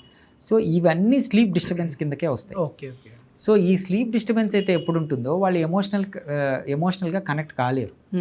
ఆ ఎమోషనల్ ఉన్నా కానీ, సెక్స్ చేసే కోరిక ఉన్నా కానీ ఎరెక్టైల్ డిస్ఫంక్షన్ అనేది వస్తుంది. సో ఎందుకని వస్తుందంటే ఈ చిన్నగా జరుగుతుంది, ఇది ఒక్క రోజులో జరిగిపోయేది కాదు. బేసిక్గా ఈ లైఫ్ స్టైల్ చేంజెస్ చిన్నగా వాళ్ళని అంటే బ్యాడ్ కోపింగ్ స్ట్రాటజీస్ అంటాం ఇవన్నీ. షుగర్ మాదిరిగా తినేస్తా వెళ్ళిపోతా చిన్నగా ఈ బిహేవియరల్ చేంజెస్ వచ్చి చివరికి వాళ్ళకి ఎరెక్టైల్ డిస్ఫంక్షన్ అనేది వస్తుంది. ఓకే, అంటే అన్ని రకాల వాళ్ళు వస్తూ ఉన్నారు మీ దగ్గరికి. అవును సార్, వర్క్ సాటిస్ఫాక్షన్, నేను ఈ వృత్తిలోకి వచ్చిన తర్వాత నాకంటూ ఒక సాటిస్ఫాక్షన్ వచ్చింది అన్న సంఘటన ఏదైనా ఉందా సార్ మీ రియల్ ఎక్స్పీరియన్స్లో? నాకు ఈ సాటిస్ఫాక్షన్ ఉన్నందువల్లే సెక్షువాలజిస్ట్గా పేరు కొద్దిగా స్టిగ్మాటిక్ అయినా దీన్ని కంటిన్యూ చేస్తున్నానండి. I'm very happy that young పిల్లల నుంచి పెద్దవాళ్ళ వరకు. నాకు ఆశ్చర్యం ఏంటి అంటే పెద్దవాళ్ళలో అంటే అబోవ్ 60 తర్వాత సెక్షువల్ యాక్ట్ ఉంటుందా అనేది ఒక చిన్న డౌట్ ఉండే. అంటే మనం చదువుతుంటాం నిత్య కళ్యాణం అని అంటాము, నిత్య యవ్వనం అంటాం, బట్ రియల్ టైంలో ఏంటి అంటే అది ట్రూ అండి. సో ఆఫ్టర్ 60 తర్వాత నా దగ్గర హయ్యెస్ట్ పేషెంట్ 87, మనం మాట్లాడుకున్నాం కూడా, 87 విత్ డయాబెటిక్. అతనికి మనం షాక్ థెరపీ ఇవ్వడం జరిగింది. వాళ్ళ సాంసారిక జీవితం ఇప్పటికీ హ్యాపీగా ఉంది. ఏం కాంప్లికేషన్ ఉన్నాయి అంటే ఈ వీడియో చూసే వరకు కూడా అర్థమయ్యేటట్టు, ఆ పెద్ద ఆయనకి కాంప్లికేషన్స్ ఏమున్నాయి? ఏం లేవు, he's very healthy. BP sugar ఏం లేవు, he's very healthy. Post retired, 60 years తర్వాత రిటైర్ అయ్యారు. ఆయన డిపార్ట్మెంటల్ జాబు, హెల్దీగా ఉన్నాడు. సింపుల్ డయాబెటీస్ ఉంది, కాకపోతే ఇన్సులిన్ మీద ఉన్నాడు. ముందుకు కూడా ఆయనకి ఒక 2 years నుంచి ఎరెక్టైల్ డిస్ఫంక్షన్తో ఉన్నారు. సో నా వీడియోస్ చూసి ఇదేదో బాగుందని చెప్పేసి నా దగ్గరకు వచ్చారు, షాక్ వేవ్ థెరపీ తీసుకున్నారు. సేమ్ మళ్ళీ యాజ్ ఇట్ ఈజ్ కొద్దిగా మళ్ళీ హ్యాపీ జీవితం గడుపుతున్నారు. సో కాంప్లికేషన్స్ ఏం లేవు. సార్ నాకు ఎందుకు వచ్చింది అంటారు ఆయన. సో ఏం లేదు సార్, ఇది మామూలుగానే వస్తుంది. మరి నాకు ఏజ్ అయింది కదా, మరి దానివల్ల తగ్గిందా అని కూడా గట్టిగా అడిగారు. అలా ఏం లేదండి, ఇది ఇలా ఉన్నారంటే మరి ఆ ఏజ్లో ఎలా ఉంటారు. సో ఆయన ఎంత హ్యాపీ అయ్యారంటే, సార్ నాకు ఇంతేనేమో అని అనుకున్నాను, బట్ ఐఎమ్ హ్యాపీ అని. సో ఆ 2 నిమిషాల ఇంటరాక్షన్ మనకు చాలా సాటిస్ఫాక్షన్ ఇస్తుంది. అలాగే చాలామంది జీవితాలు ఇప్పుడు పిల్లల్లో, నేను ఇంకా పెళ్ళికి పనికిరాను, లేట్ మ్యారేజెస్ ఎందుకు అవుతున్నాయని ఫస్ట్ థింగ్ వాళ్ళు ఆలోచించేది సెటిల్మెంట్ అనే కాదు, నేను సెక్షువల్ యాక్ట్ చేస్తానో లేదో, ఎదుటి అమ్మాయి నా వల్ల ఇబ్బంది పడుతుందేమో అన్న ఎక్కువ సెన్సిటివ్ థాట్స్ ఉంటాయి. వాళ్ళకి బూస్ట్ ఇచ్చి సెక్స్ చేయగలరు, మీకు ఎటువంటి ఇబ్బందులు లేదు అని వాళ్ళని కాన్ఫిడెన్స్ ఇవ్వటంలో ఉన్న ఆ కైండ్ ఆఫ్ ఆ స్ట్రెంగ్త్ వేరే ఉంటుందండి. I'm very happy. సో అసలు ఒక క్లారిటీ ఇస్తాను, సింపుల్, ఒక young couple young couple non consummated marriage. Okay. Non consummated marriage for 4 years. వాళ్ళు యుఎస్ నుంచి వచ్చారు. ఓకే. యుఎస్లో 2 years హ్యాపీ లైఫ్, వాళ్ళు నిజంగానే పిల్లలు వద్దనుకున్నారు, హ్యాపీగా గడిపారు, ఎటువంటి యూనో ఏంటి మనస్పర్ధలు లేవు, రిలేషన్షిప్ ఇష్యూస్ లేవు, ఫైనాన్షియల్ ఇష్యూస్ లేవు, ఇంట్లో నుంచి ప్రెషర్ లేదు, 2 years హ్యాపీగా గడిచిపోయింది. సో సెక్షువల్ యాక్ట్ లేదు. ఓకే. సో ఫైనలీ ఏంటి అంటే ఒక నెక్స్ట్ 2 years నుంచి ఇంట్లో నుంచి ప్రెషర్ రావడం అనేది జరిగింది. యంగ్ కపుల్ అండి, సీరియస్లీ. మనం ఆ అబ్బాయికి ఏమో 29 years ఉంటాయి, అమ్మాయికేమో 26. మ్యారేజ్ అయింది ఒక 2 years ముందు, 24 years 27 years యంగ్ ఏజ్ లోనే చేసుకున్నారు. Full settled family. వాళ్ళు హ్యాపీగా యుఎస్కి వెళ్ళి అక్కడ వర్క్ చేసుకుంటున్నారు. జస్ట్ ఇంజనీరింగ్ అయిపోయింది, సాఫ్ట్వేర్ అయ్యారు, వీసాలు వచ్చాయి, వెళ్ళారు. సో హ్యాపీ లైఫ్ గడుపుతున్నారు, రిలేషన్షిప్ ఇష్యూస్ ఏం లేవు. ఇంట్లో నుంచి ప్రెషర్ రావడం మొదలైంది. ఓకే. ఇంట్లో నుంచి ప్రెషర్ ఎలాగొచ్చింది, పిల్లలు ఎందుకు రావట్లేదు, పిల్లలు మాకు ఇవ్వండి. వీళ్ళు ఏదేదో చెప్పుకుంటా వచ్చారు, సెటిల్మెంట్ మేము కొద్దిగా ఎంజాయ్ చేస్తాం, ఎంగేజ్ కదా, ఇట్లాంటివి. సో ఫైనలీ ఆ అమ్మాయి ఏంటి అంటే సెక్స్ అబ్బాయికి ఇబ్బంది అవుతుంది, చేయలేకపోతున్నారు. సో నా దగ్గరికి తీసుకురావడం అనేది జరిగిందండి. అంటే యుఎస్లో కూడా సేమ్ షాక్వేర్ థెరపీస్ ఉన్నాయి, ఈవెన్ అక్కడ సెక్స్ థెరపీస్ ఉంటాయి. సెక్స్ థెరపీస్ అంటే కపుల్ థెరపీ లాగా ఇంకొద్దిగా డీప్గా వెళ్ళేసి సెక్స్ థెరపీస్ ఉన్నాయి. బట్ అప్రోచ్ చాలా ఇబ్బందిగా ఉంటుంది, చాలా టైం పడుతుంది, ఒక్కొక్క సెషన్స్ జరుగుతాయి, కాస్ట్ ఇవన్నీ తీసుకునేసి నా దగ్గరికి రావడం అనేది జరిగింది. సో వీళ్ళని ఎగ్జామిన్ చేస్తే సో అమ్మాయికి ఏం ఇష్యూ లేదు, కొద్దిగా వెజినిస్మస్ ఆ కైండ్ ఆఫ్ ఇబ్బంది ఉంది, అబ్బాయిలో ఎరెక్టైల్ డిస్ఫంక్షన్ ఉంది. సో ఈవెన్ మనం బ్లడ్ టెస్ట్లు అన్నీ చేయడం అనేది జరిగింది, ఏమీ లోపాలు లేవు, టెస్టోస్టెరాన్ లెవెల్ కూడా అంతా బాగున్నాయి, అబ్బాయి ఇబ్బంది ఏం లేదు. సో ఫైనలీ కొద్దిగా erectile dysfunction with premature ejaculation, కొద్దిగా యాంగ్జైటీ పర్ఫార్మెన్స్ ఉంది. యాంగ్జైటీ పర్ఫార్మెన్స్ అంటే ఇద్దరు పెళ్ళాం ఇద్దరే కదా సార్, బాగా కలిసి ఉంటారు కదా, వాళ్ళకేం యాంగ్జైటీ అని అనొచ్చు, కానీ ఇది సబ్ కాన్షియస్లో ఉంటుంది. సో అమ్మాయి చిన్న యాటిట్యూడ్ చేంజెస్ కూడా అబ్బాయిలో ఈ పర్ఫార్మెన్స్ యాంగ్జైటీని ఇస్తుంది. సో ఫైనలీ వాళ్ళని ఎగ్జామిన్ చేసి కొద్దిగా అమ్మాయికి కూడా ట్రీట్మెంట్ ఇవ్వడం అనేది, కపుల్ థెరపీ తీసుకున్నాను. సో వెజినిస్మస్ ఉండే అమ్మాయికి కూడా ట్రీట్మెంట్ ఇవ్వడం జరిగింది. అండ్ అబ్బాయికి ఎరెక్టైల్ డిస్ఫంక్షన్కి షాక్వేర్ థెరపీ ఇచ్చాం. ఓకే. సో హ్యాపీగా వాళ్ళు సెక్షువల్ యాక్ట్ అంటే నాకు ఆల్మోస్ట్ 4 to 6 సిట్టింగ్స్కి వచ్చేటప్పటికి ఎరెక్టైల్, వాళ్ళు ఆల్రెడీ వయాగ్రా వాడున్నారు, అక్కడ గమ్స్ లాగా దొరుకుతాయి, చాలా ఈజీగా దొరుకుతాయి యుఎస్లో, ఇక్కడలాగా కాదు. వాళ్ళు గమ్స్ అడిగితే గమ్స్ లాగా ఇచ్చేస్తారు, అవి వాడు. సో అవి వాడినా కానీ వాళ్ళకి ఇంప్రూవ్ కాలేదు. సో నేను కొద్దిగా సెక్స్ ఎడ్యుకేషన్ పెట్టి, ఈ ఫిమేల్ సెక్షువల్ సైకిల్ ఏంటి, మేల్ సెక్షువల్ సైకిల్ ఏంటి, మీరు ఎన్ని రోజులకు ఒకసారి పార్టిసిపేట్ చేయాలి. వాళ్ళు ఏంటి అంటే టిపికల్గా ఈ అండం ఉత్పత్తి సమయంలోనే కలవాలనుకుంటారు, ఆ టైంలో ఈ అబ్బాయికి ఎరెక్టైల్ డిస్ఫంక్షన్ వస్తుంది. సో అలాగ స్టిగ్మాలో ఉన్నారు. ఇవన్నీ కరెక్ట్ చేసి హ్యాపీగా వాళ్ళు ఈ శృంగార జీవితాన్ని గడపడానికి పంపించాను. సో నాకు కొద్దిగా టఫ్ అండ్ ఎక్కువ హ్యాపీనెస్ ఇచ్చిన కేసు అంటే అది.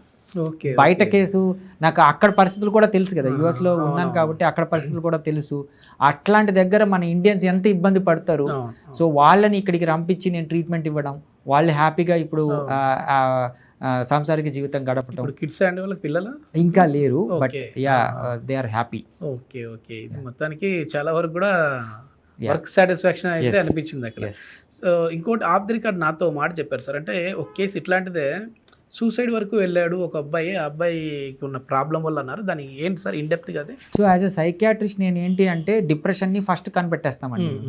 సో ఈ depressive thoughts, self harming nature ఉన్న వాళ్ళని సెక్షువల్ యాక్ట్తో లింక్ పెట్టుకొని వాళ్ళు డిప్రెషన్కి వెళ్ళిపోతే మనకి ఈజీగా తెలుస్తుంది. సో లక్కీగా నేను సెక్షువాలజిస్ట్ కూడా కాబట్టి ఈ కేసు ఏంటి అంటే వాళ్ళు ఇంకా నేను చచ్చిపోతాం అనుకుంటారు వాళ్ళు. ఇంకా నేను వేస్ట్, నేను సెక్షువల్ యాక్ట్కి పనికిరాను, నాకు అంగస్తంభన లేదు, ఎదుటి అమ్మాయి నన్ను బ్లేమ్ చేయడం కన్నా ముందే నేను సూసైడ్కి చేసుకోవచ్చు అన్న థాట్లో ఉంటారు. సో అలాంటి థాట్ని మనము ఈజీగా గమనించి వాళ్ళకి నాకు ఈ సూసైడ్స్ సెక్షువల్ యాక్ట్తోనే కాదు విడిగా కూడా వస్తుంటాయి డిప్రెసివ్ కేసులు యాజ్ ఎ సైకియాట్రిస్ట్గా. కానీ ఈ కేసు ఏంటి అంటే టిపికల్గా వాళ్ళు మనము సెక్షువల్ యాక్ట్ వల్లనే అతనికి అదే ట్రిగ్గర్, నా అంగస్తంభన లేకపోవడమే అతనికి ట్రిగ్గర్ అయింది. సో ఆ డిప్రెషన్కి వెళ్ళాడు. డిప్రెషన్ని ట్రీట్ చేసి ఎరెక్టైల్ డిస్ఫంక్షన్ ట్రీట్ చేస్తే హ్యాపీగా ఉన్నాడు, అతను 10 మందికి చెప్తాడు ఇప్పుడు ఓకే ఓకే ఇది it's not a big thing, you can go for it అని. సో అలాగా ఎస్, చాలా మంచి కేసు అది. చాలా మంచి ఇంటర్వ్యూ సార్ మీతో, ఎందుకంటే మనం ఇంతవరకు ఒక టాపిక్ లాగా చేసేవాళ్ళము, కానీ ఇప్పుడు ఒక ఫుల్ ఫ్లెడ్జ్డ్ ఇంటర్వ్యూ, నాకు కూడా తెలియని చాలా కొత్త విషయాలను అయితే చెప్పారు సార్. మాకు ఈ షాక్ వేవ్ వద్దు, ఈ వయాగ్రా వద్దు, ఏమొద్దు, మా లైఫ్ ఇప్పుడు బాగుంది, దీన్ని సెక్స్ లైఫ్ని ఇంకా యాక్టివ్గా ఉంచుకోవాలి అని అంటే ఎట్లాంటి ఫుడ్ తీసుకుంటే బాగుంటుంది చెప్పండి సార్ అని చెప్పి అడిగే వాళ్ళకి ఏం చెప్తారండి? అంటే ఫుడ్తో మనం ఈ ఈడీ ప్రాబ్లమ్ని కరెక్ట్ చేసుకోవచ్చా? అవునవును, అంటే ఈడీ ప్రాబ్లం పర్టికులర్గా ఫుడ్స్తో వర్కౌట్ కాదు, కానీ మనం కొద్దిగా మెడికేషన్స్ ఇచ్చి ఇంప్రూవైజ్ చేయొచ్చు. షాక్ వేవ్ తర్వాత ఏ ఫుడ్ తీసుకుంటే మనం ఇలా మెయింటైన్ చేయొచ్చు అని అడుగుతూ ఉంటారు. ఓకే, ఆఫ్రోడీసియాక్స్ అంటామండి. ఆఫ్రోడీసియాక్స్ అంటే మన సెక్షువల్ డిజైర్ని పెంచేది, ఈవెన్ ఎరెక్టైల్ డిస్ఫంక్షన్ని కరెక్ట్ చేసి కొద్దిగా గొప్ప అంగానికి రక్త ప్రసరణ ఇంప్రవైజ్ చేసేది, ఇలాంటి వుడ్స్ ఉంటాయి. సో ఇవి తీసుకోవడం వల్ల ఏంటి అంటే ఆ డిజైర్ మేనేజ్ చేయొచ్చు, మళ్ళీ ఎరెక్టైల్ డిస్ఫంక్షన్కి వెళ్ళకుండా మేనేజ్ చేయొచ్చు. అది మనం చూసుకుంటే కల్చరల్గా కూడా మనకు చాలా ఫుడ్స్ తెలిసి ఉంటాయి. ఈవెన్ మునక్కాడలు తినడం కానీ, మునగాకు తినడం కానీ మన టెస్టోస్టెరాన్ లెవెల్ని పెంచుతాండి అని అంటాం. వాటర్ మిలన్ ఎర్ర అంటే రెడ్ కలర్ ఫ్రూట్స్ అంటాము, దానిమ్మ కానీ ఈ ఈ వాటర్ మిలన్ కానీ ఇవేంటి అంటే హైడ్రేషన్ని పెంచుతాయి. హైడ్రేషన్ పెంచడం వల్ల అంగానికి రక్త ప్రసరణ అనేది ఇంప్రూవ్ అవుతుంది, సో ఎరెక్షన్స్ ఇంప్రూవ్ అవుతాయి. సో అందుకని టిపికల్గా కొంతమంది మరి సినిమాల్లో ఉన్నాయో లేదో బిఫోర్ మునక్కాయలు అయితే సినిమాలో చాలా ఉన్నాయి సార్. ఉన్నాయేమో కదా, పెళ్ళైన వాళ్ళకి మునక్కాయ కూర అవి ఏదో సంథింగ్ వెంకటేష్ గారి సినిమా అనుకుంటా. వాటర్ మిలన్ జ్యూస్ తాగుతారు. Okay, just before sexual act juice తాగుతారు. ఇదేంటంటే హైడ్రేషన్ పెంచుతుంది, ఎరెక్షన్స్ ఈజీగా వస్తాయి అన్నట్టు. ఓకే, సో ఈవెన్ మనకు ఎల్ కార్నిటిన్, ఆర్జినిన్ అని చెప్పేసి కొన్ని కాంపోనెంట్స్ ఉంటాయి. ఇవి మనం డైలీ సప్లిమెంట్స్ లాగా టాబ్లెట్స్ రూపంలో ఉంటాయి. అదే మనకు ఈ గ్రీన్ లీఫీ వెజిటేబుల్స్లో ఉంటాయి. సో అవి తీసుకోవడం వల్ల కూడా ఈ ఆఫ్రోడీసియాక్స్ అంటాం వాటిని, ఇంప్రవైజ్ అవుతుంది. హెల్దీ ఫుడ్ అండి, అంటే కైండ్ ఆఫ్ మైదా బర్గర్లు పిజ్జాలు కాకుండా ఇంటి ఫుడ్ తింటే, రెగ్యులర్ ఫుడ్ తింటే ప్రతి దాంట్లోనూ మనకు ఈ ఆఫ్రోడీసియాక్స్ అనేటివి ఉంటాయి. ఈవెన్ బీట్రూట్ జ్యూస్ కూడా మనకు ఆఫ్రోడీసియాక్, అది మనకు బాగా పనిచేస్తుంది. ఈవెన్ నాన్ వెజిటేరియన్స్లో ఏంటి అంటే మనకు ఫిష్ ఆయిల్స్ అంటాము, కాబట్టి ఫిష్ బాగా మంచి ప్రోటీన్స్ ఉంటాయి, ఈజీ డైజెస్టబుల్ ప్రోటీన్స్ ఉంటాయి. అండ్ చికెన్ మటన్తో పోల్చుకుంటే మటన్లో ఈ రెడ్ మీట్ అంటాం వాటిని, రెడ్ మీట్లో కొద్దిగా ఈ ఆఫ్రోడీసియాక్ నేచర్స్ ఉంటాయి. సో తినే ప్రతి పదార్థంలోనూ ఉంటుంది. హ్యాపీగా ఇంటి ఫుడ్ తింటే హ్యాపీ, అంటే బయట ఫుడ్ కాకుండా. ఈ షాక్ వేవ్ అనే దాని గురించి భయపడే వాళ్ళకి ఫైనల్గా మీ వర్డ్స్ ఏం చెప్తారండి? సో షాక్ వేవ్ థెరపీ అంటే ఇది చాలా అంత ఇబ్బందికరమైన థెరపీ కాదండి. ఒక థెరపీ లాగా మన మెంటల్ హెల్త్ని మార్చి అంగానికి రక్త ప్రసరణ పెంచి ఎరెక్టైల్ డిస్ఫంక్షన్ని కావచ్చు, ప్రిమెచ్యూర్ ఎజాకులేషన్ని కావచ్చు, పర్ఫార్మెన్స్ యాంగ్జైటీని కావచ్చు, మొత్తం ఆల్టుగెదర్ మేల్లో సెక్షువల్ డిస్ఫంక్షన్ని ఇంప్రవైజ్ చేసే ఒక టెక్నిక్. సో దీన్ని భయపడకండి. ఒకవేళ దీన్ని అంటే దాని మీద ఏమన్నా మిత్స్ ఉంటే డైరెక్ట్గా నన్ను అడగచ్చు, I will clarify you. And ఈ ఏజ్కి సంబంధం లేకుండా ఎవరైనా యూస్ చేసుకోవచ్చు. దీనివల్ల ఎటువంటి సైడ్ ఎఫెక్ట్స్ కానీ, ఫ్యూచర్లో ఇబ్బందులు కానీ, పుట్టబోయే పిల్లలకు కానీ, అండ్ ఈ రిలేషన్షిప్ ఇష్యూస్ కానీ ఏమీ ఉండవు. ఓకే, అంటే హార్ట్ ప్రాబ్లమ్స్ ఉన్న వాళ్ళైనా ఈ థెరపీ తీసుకోవచ్చు. నేను పేస్ మేకర్ ఉన్న వాళ్ళకి కూడా ఇచ్చాను. ఎందుకంటే పాపం పేస్ మేకర్ ఉన్న వాళ్ళు ఎలక్ట్రికల్ స్టిమ్యులేషన్ కదా సార్, నాకు మళ్ళీ అంగానికి ఇది ఇస్తే ఏదన్నా ఇబ్బంది అవుతుందా అని అంటారు. బట్ నేను పేస్ మేకర్ ఉన్న వాళ్ళకి కూడా ఈ థెరపీ ఇచ్చాను. ఓకే, మొత్తానికి సేఫెస్ట్ థెరపీ అంటారు. Safest therapy. ఓకే, ఇది మొత్తం మీద చాలా వరకు కూడా ఈరోజు ఇంటర్వ్యూ అయితే చాలా చక్కగా సాగింది. చాలా మంది అంటే ఇప్పుడు నేను అడిగిన క్వశ్చన్స్ కూడా మీ వీడియోస్ కింద కొన్ని కమెంట్స్ వచ్చాయి సార్. ఆ కమెంట్స్ని బేస్ చేసుకుని కూడా కొన్ని క్వశ్చన్స్ తీసుకున్నాను. సో అందరికీ కూడా ఒక క్లారిటీ అయితే వచ్చింది ఈ షాక్ వేవ్ థెరపీ గురించి. దీని గురించి ఫర్దర్ ఇన్ఫర్మేషన్ ఏదైనా కావాలంటే ట్రీట్మెంట్ రేంజ్ హాస్పిటల్ వారి కాంటాక్ట్ నెంబర్ కూడా ప్రొవైడ్ చేస్తున్నాం సునీల్ కుమార్ రెడ్డి గారితో. మీరు అక్కడికి వెళ్ళి మాట్లాడచ్చు. Thank you sir. Thank you.